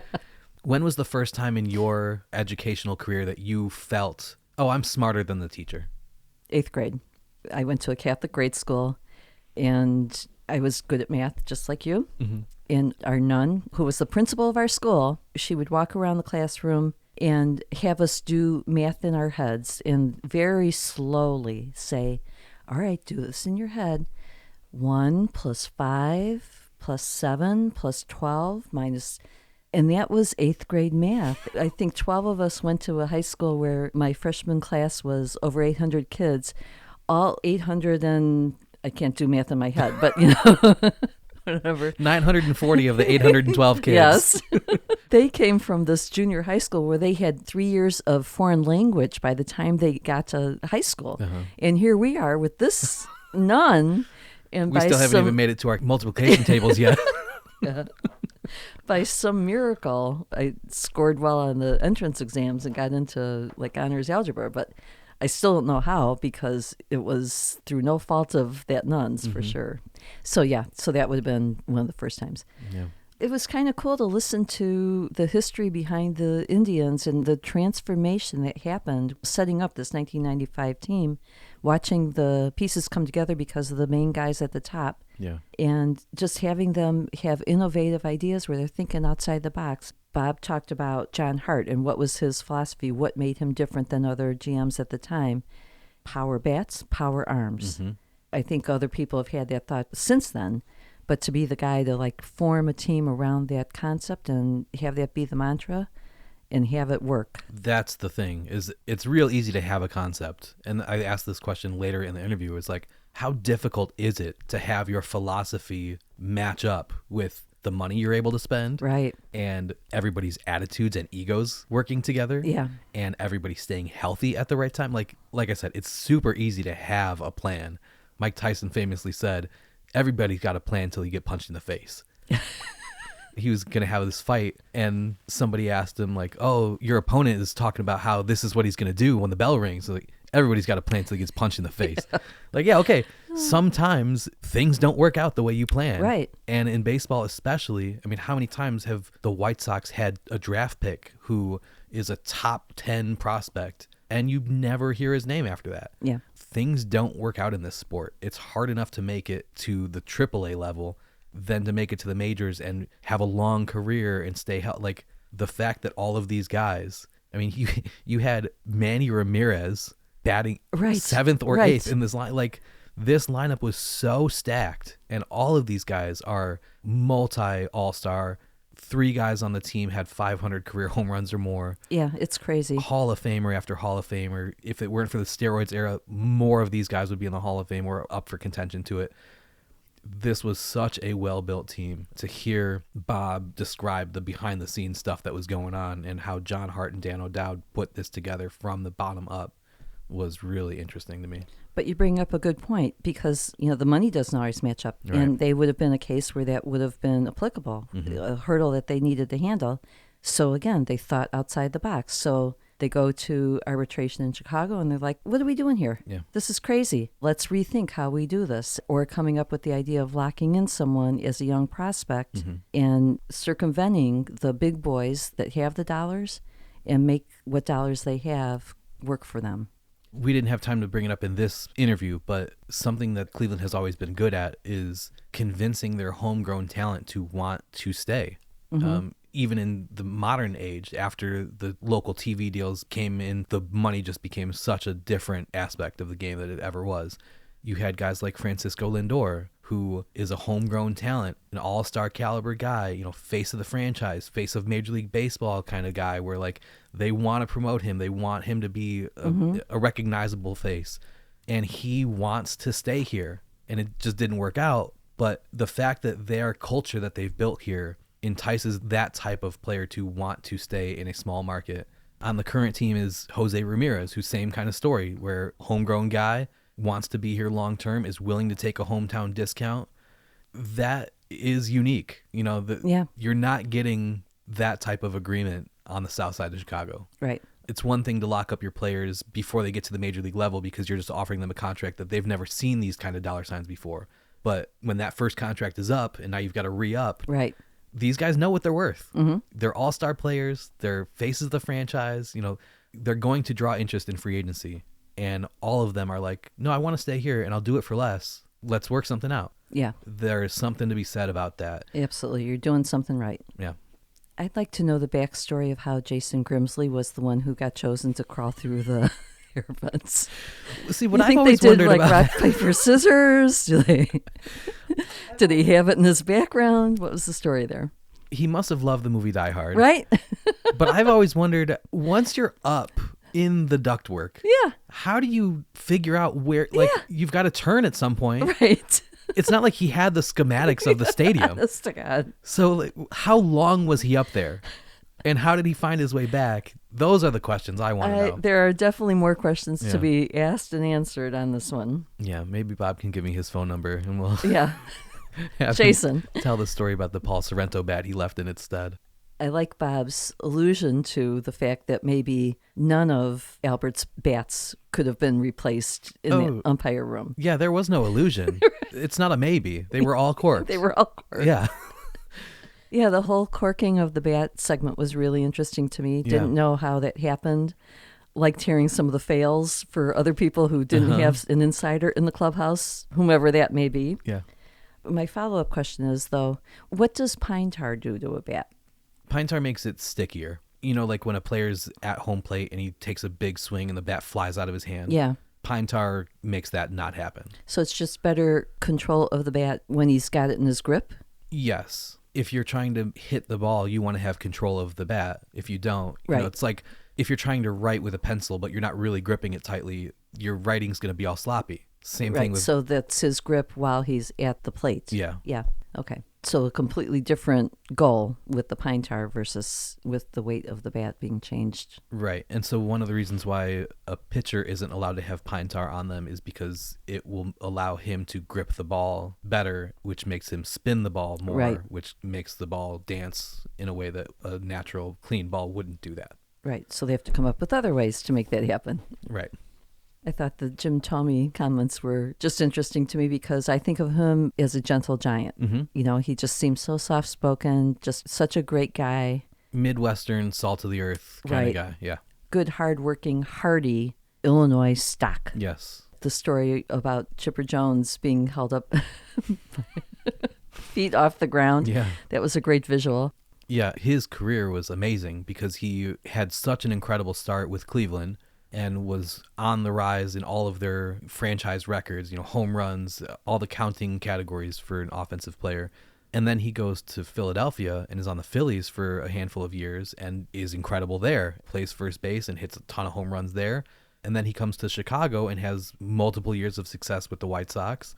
He is beloved by many franchises. Towards the end of his career, he goes to Minnesota for a little bit. They love him. Mm-hmm. He played on Baltimore for a while. He bounced around a lot for a guy who had the career he had. I mean, 600 home runs. When he retired, he was one of only a handful of guys who had, it's still not too many guys have reached that mark, but like it was a big deal.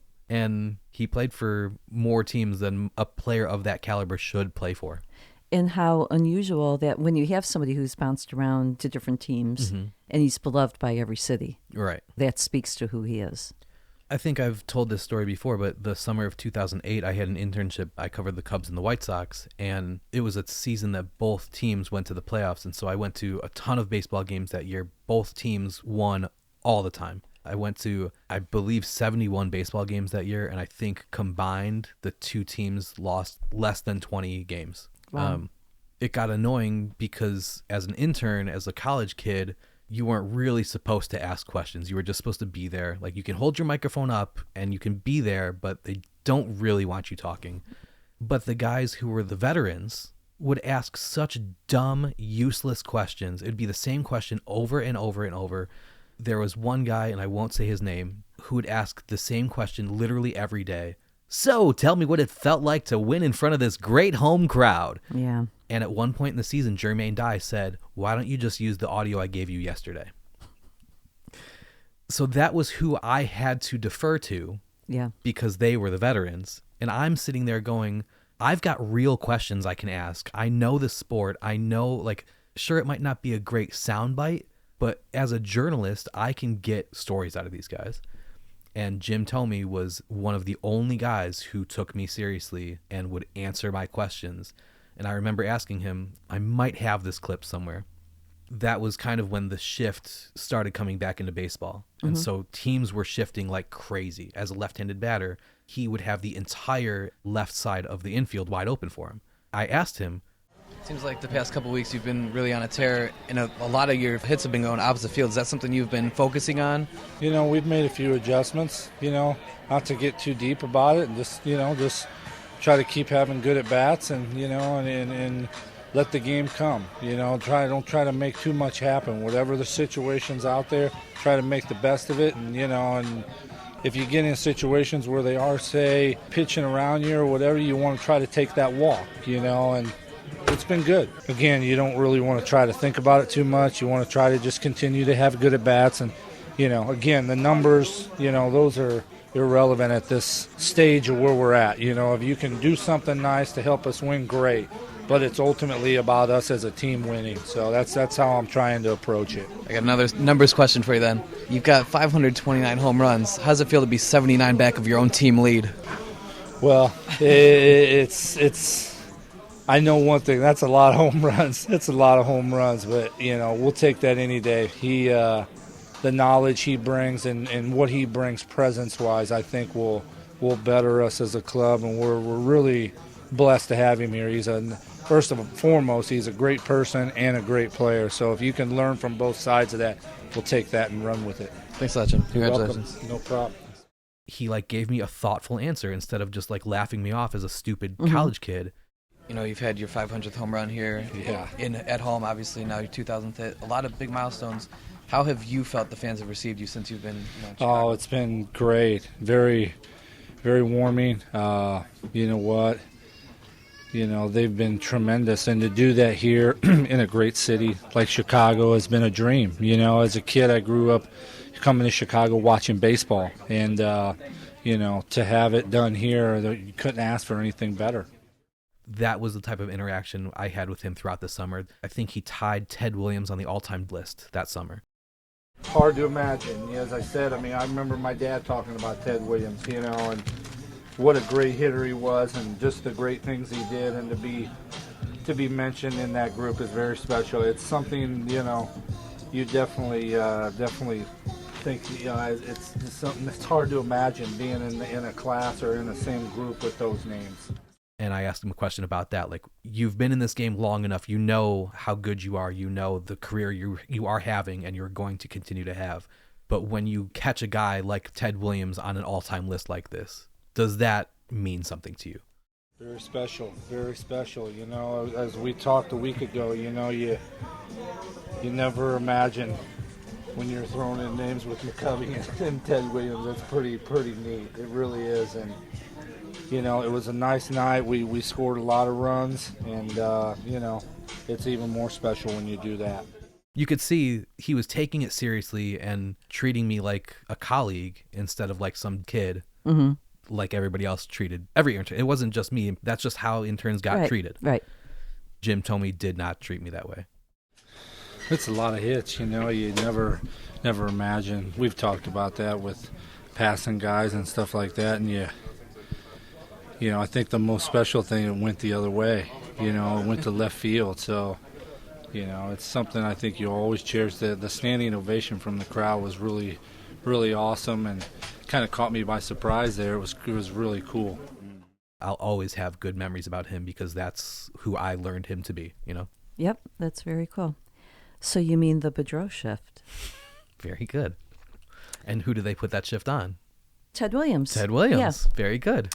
I want to talk a little bit about Jacobs Field, Yeah. now Progressive Field. The first time I saw it was driving back to Chicago from New York State in fall of 2001 and seeing it on the expressway, thinking, I want to go to this park. It just looks so fantastic, so outside anything that I had seen before in a baseball stadium, the same way I felt about Camden Yards. It was just so innovative and so retro in just the way I love. You know, I love that homage to history and what came before. To think of this 1995 team having that great season when it opened up, the stars were in alignment. What could have been better? Just fantastic that happened for them. Yeah, there was a string of years in the late 90s where a lot of teams were like changing their uniforms, and the very first year wearing the new uniform, they'd win a championship. And it kind of just seemed like teams across all sports were like, oh, all we need to do is just change something huge and we're going to guarantee. And like, that's what Bob said. It's great to have the shiny new stadium, but you also need to put a winning team on the field. Right. And that's where everything clicked for Cleveland, that like they didn't just build this awesome stadium, they also put a historic team on the field. And like Bob said, the sellout streak didn't start day one at that stadium. It took a year and a half. The team had to earn it, and they did. 455 games in a row. Yeah, that's crazy. That's fantastic. Progressive Field now, I love the way they honor the history of the team in the stadium. They have a huge statue and plaque area called Heritage Park. That's 2 floors, actually. It's in deep center field on the concourse. The first level is a statue of Frank Robinson managing the first game, the first black manager in baseball history.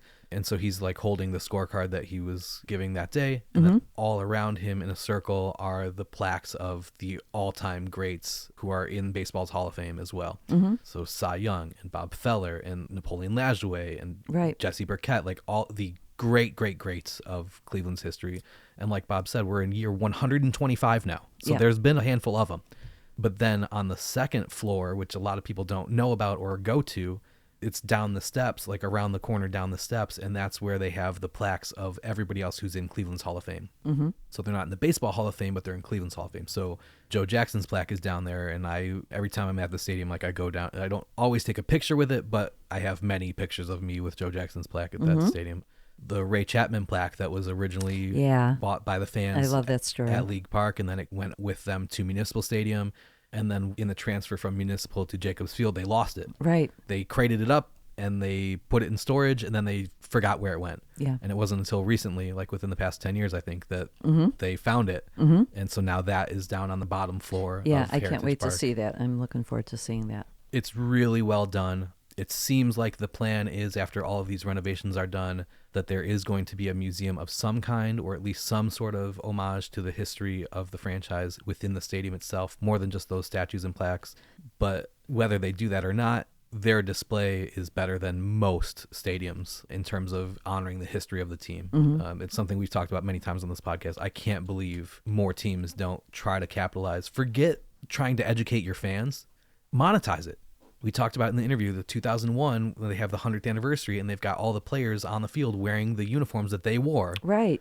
Make that your team store and have a picture of Bob Feller in 1940 wearing that uniform, and then sell that uniform right next to it. Right.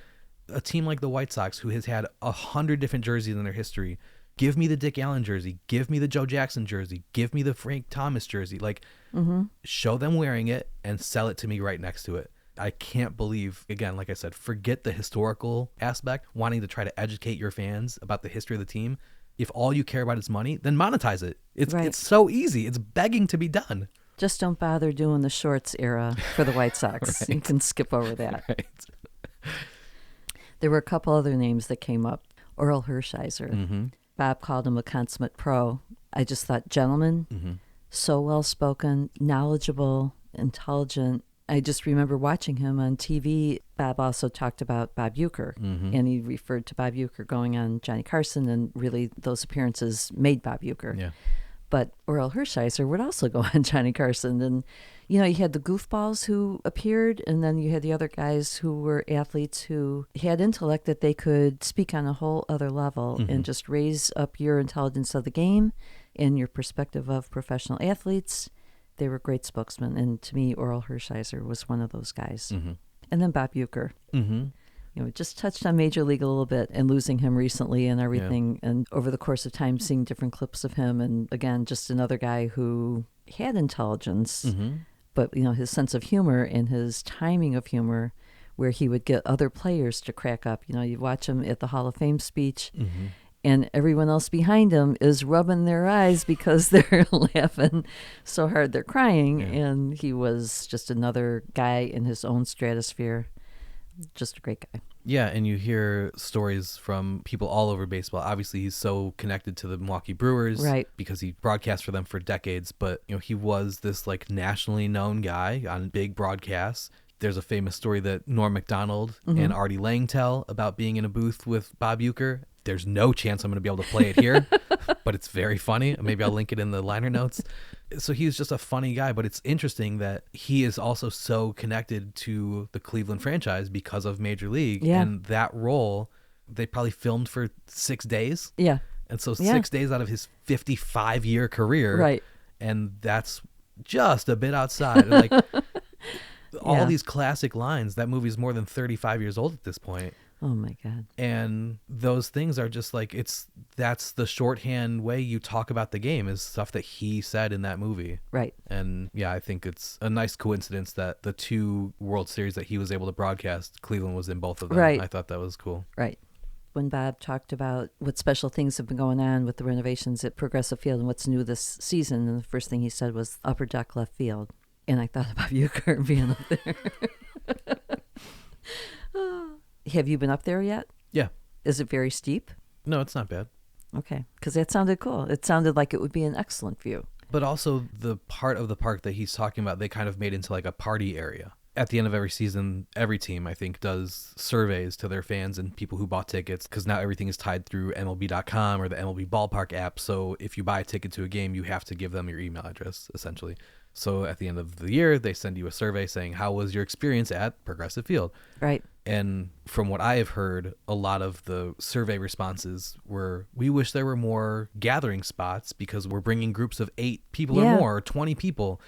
And if we all buy 8 seats in a row, only 2 people can talk to each other at a time. Right. The other 6 of us are left out or part of our own conversation. So we want to have a spot where we can all gather and watch the game and just drink and mess around. Yeah. And so Cleveland listened, and they're Brilliant. like, we're going to make a bunch of these party areas. So they're on the concourse and up on different levels of the stadium. And so this is like the new kind of party area. And that's why Bob said that's going to be the place to be. It's a great view.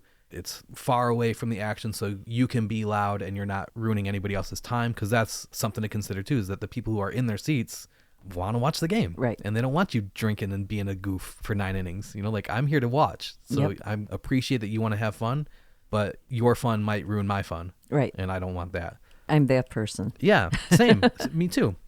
It's great for half an inning to be around a raucous, rowdy bachelorette party. Mm-hmm. But 9 innings is not fun to be around. Right. And certainly not 81 games. If you're a season ticket holder and you're that's not fair. So they did it in a good way. They gave them their spot. It's a great view. It's the place to be if that's what you want to experience at a game. And do they serve the fried bologna sandwiches up there?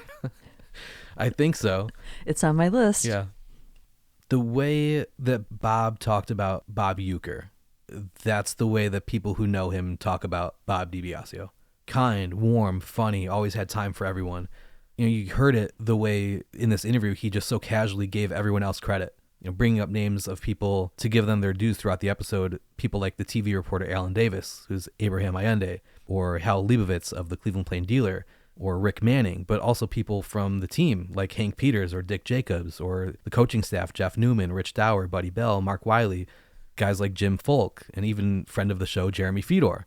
He spoke so glowingly about every player that we talked about in this interview, but notice the way that he talked about Sandy Alomar and Carlos Baerga and Charles Nagy, saying he's forever indebted to them because of the way that they each helped him with the PR appearances when the team was building Jacobs Field. Right. That, to me, just showed like why Bob is so beloved and revered in Cleveland.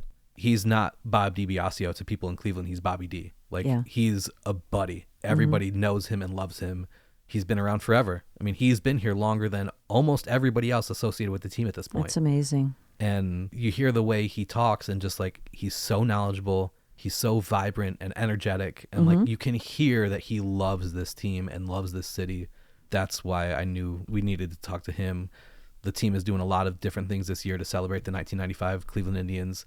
And so I figured what better time to talk about that team. Like, Right. we grew up in Chicago as White Sox fans, but I loved that 90s Indians team. I pulled out my stat sheet that I kept when I used to play Ken Griffey Jr. Slugfest on Game Boy Color growing up. I played as the Cleveland Indians because this was the lineup that I set for the team.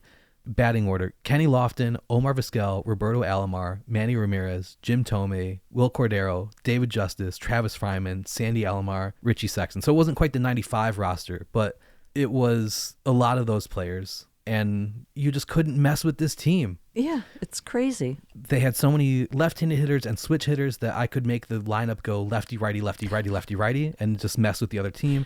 The pitching staff was great. You had Charles Nagy, Bartolo Colon, Jarrett Wright, Doc Gooden, Ricardo Rincon out of the bullpen. Like, it was such a good team. And I didn't care that I was a White Sox fan. Like, this team was fun to play with. I was so knowledgeable about the Cleveland Indians growing up. And they were always in the playoffs and making deep runs. Like, Yeah. I loved this team. And I know that you're not supposed to say that as a fan of a division rival, but they were so fun to watch, hitting monster home runs. And we didn't bring this up in the interview, but one of their celebrations that I think started in 95 is if somebody would hit a home run, the other players would just hit the guy on the helmet as hard as they possibly could, to the point where you're like, you're hurting him. Yeah. Like, you're going to give him a concussion. Like, stop. We can't afford to lose our best players because he keeps hitting home runs. Yeah, really. Keep Jim Thome away from that. That was the peak of Sports Center, and you've got guys like Keith Olbermann and Dan Patrick and Kenny Mayne like calling these highlights, and you've got Kenny Lofton making incredible acrobatic catches in center field every game. It seemed like this team was so easy to love, and it's going to be fun to be around the stadium this year as they celebrate that team and they bring these guys back. So it was very cool for me to talk to Bob and remember this team. Yeah, it'll be exciting to be in the house when that happens. That'll be awesome. Yeah. And how ironic that that was you back then and here you are today. Yeah. Thanks, Mom. Thanks, Dan.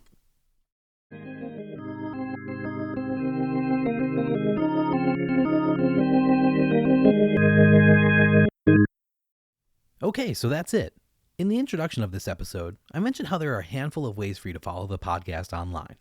In addition to liking, subscribing, and giving My Baseball History a 5-star rating on your favorite podcast app, please make sure you're also following us on Facebook, Blue Sky, Twitter, and Instagram, where we are at Shoeless Podcast on each platform. By following us there, you'll get some bonus content throughout the month, and you'll be able to interact with us to let us know what you think of the show. You can also sign up for Clearing the Bases, our email newsletter, by heading to shoelesspodcast.substack.com. We publish 2 newsletters a month, which allow us to talk about lots of things we don't normally talk about on the show. I'll use that space to talk about the podcast, of course, but I'll also use it to write about baseball road trips I go on, to publish research I do, and to speak on current events in baseball, all of which are things I don't really do in episodes of My Baseball History. We'll also have giveaway contests that are exclusively for our newsletter subscribers, giving you even more chances to win some cool stuff. Look for a new issue to be published on the 2nd Friday and the 4th Friday of every month. If you have questions about the podcast or research you'd like to contribute to a future newsletter, submit something through the contact form on our website or email us at shoelesspodcast@gmail.com. Before the interview with Bob, I mentioned a trivia question you can answer to win something, and here's how you can do that. First, make sure you're following us on Twitter or Blue Sky at Shoeless Podcast. Then, find the pinned post at the top of our profile with the link to the Bob DiBiasio episode, which asks this episode's trivia question. The answer to the trivia question was somewhere in the episode that you just finished listening to. Quote that post along with your answer, and we'll announce the winner before the next episode of the podcast goes live. You don't have to be the first person to answer, you just have to be right. But make sure you're following us on your preferred social media platform or your entry won't be counted. We'll pick one person who answered correctly, and they'll win a copy of The Glorious Indian Summer of 1995, When a Season of Dreams Became a Reality in Cleveland, by Russell Schneider.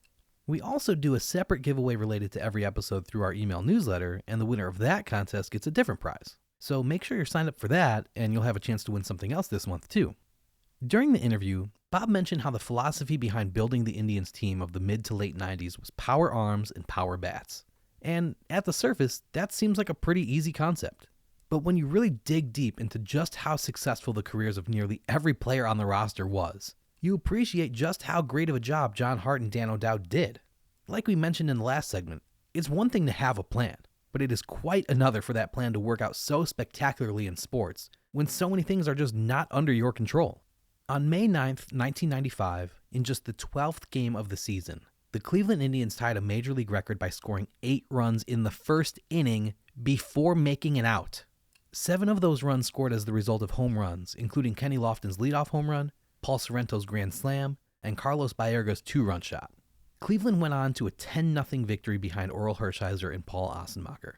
While that type of run scoring may not have been super common in the first inning of every game, that type of stat line, that kind of dominance, was nothing out of the ordinary for this team. The fact that it happened that early in the season put everyone on notice. The 1995 Indians were not messing around.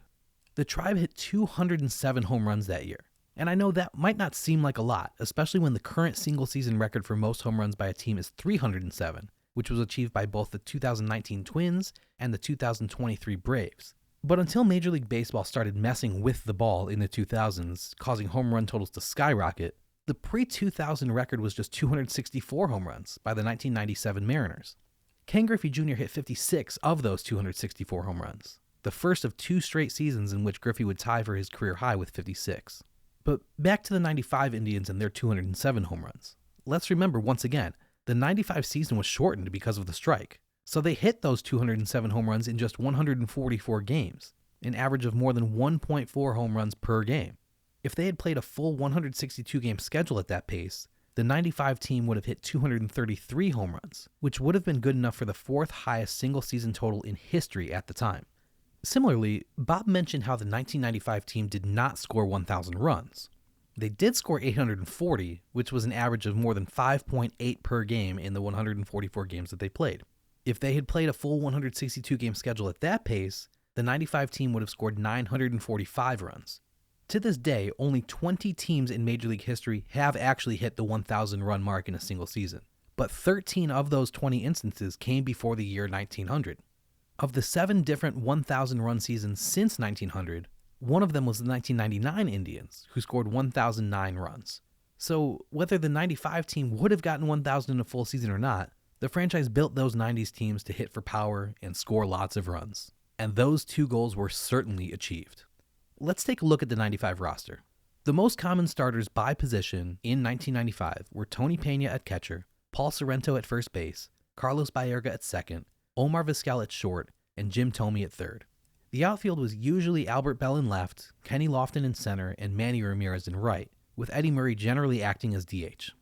But the bench had some really good players too who did see a lot of playing time throughout the year, from Sandy Alomar and Dave Winfield to Herbert Perry and Wayne Kirby. All told, if you add up the career home run totals of the 21 players who had an at-bat during the regular season for the 1995 Cleveland Indians, they hit 4,102 home runs. That is an insane amount. The roster had 6 players who ended their careers with more than 300 home runs. 4 of them had more than 400. Eddie Murray, Manny Ramirez, and Jim Thome are all members of the 500 home run club, and Thome ended his career with 612, which is good enough for 8th place on the all-time list. 8 players on the roster had career-high home run totals of 30 or more. Manny Ramirez had a career-high of 45, Albert Bell's was 50, and again, Jim Thome leads the way with a career-high of 52. But it wasn't just a few great seasons these guys put together. It was a steady stream of sustained success from this group. When you add them all up, they had 95 individual seasons of 20 or more home runs, 51 seasons with 30 or more, and 14 with 40 or more home runs. This roster may have been built for power, but it also had consistency and longevity. And that's just the offensive firepower. When you add in everybody who appeared in at least one game for the 1995 Cleveland Indians, the career accolades are pretty incredible. 82 All-Star selections with 1 All-Star Game MVP award, 26 Silver Slugger awards, and 31 Gold Gloves, 3 Rookies of the Year, 1 Cy Young and 1 Rolaids Relief Award, 1 batting title, and 1 ERA title, 13 World Series rings, and 2 World Series MVPs. There are 2 Clemente Award winners and 3 Hall of Famers, though that number should and eventually probably will be higher.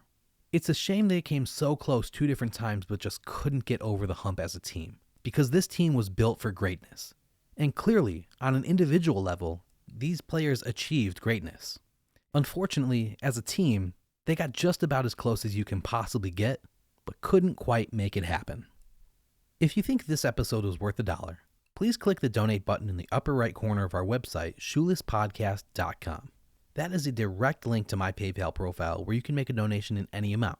If you don't have PayPal and you want to send a donation through Venmo, Zelle, Cash App, or any other platform, shoot me an email at shoelesspodcast@gmail.com and I'll send you directions for whichever method you prefer.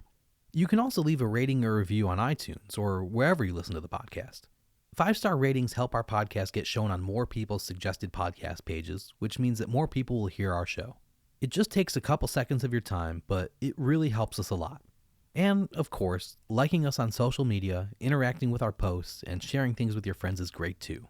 No matter how you choose to support us, even if it's just by listening, we appreciate you being here. Until next time, I'm Dan Wallach, and this is My Baseball History.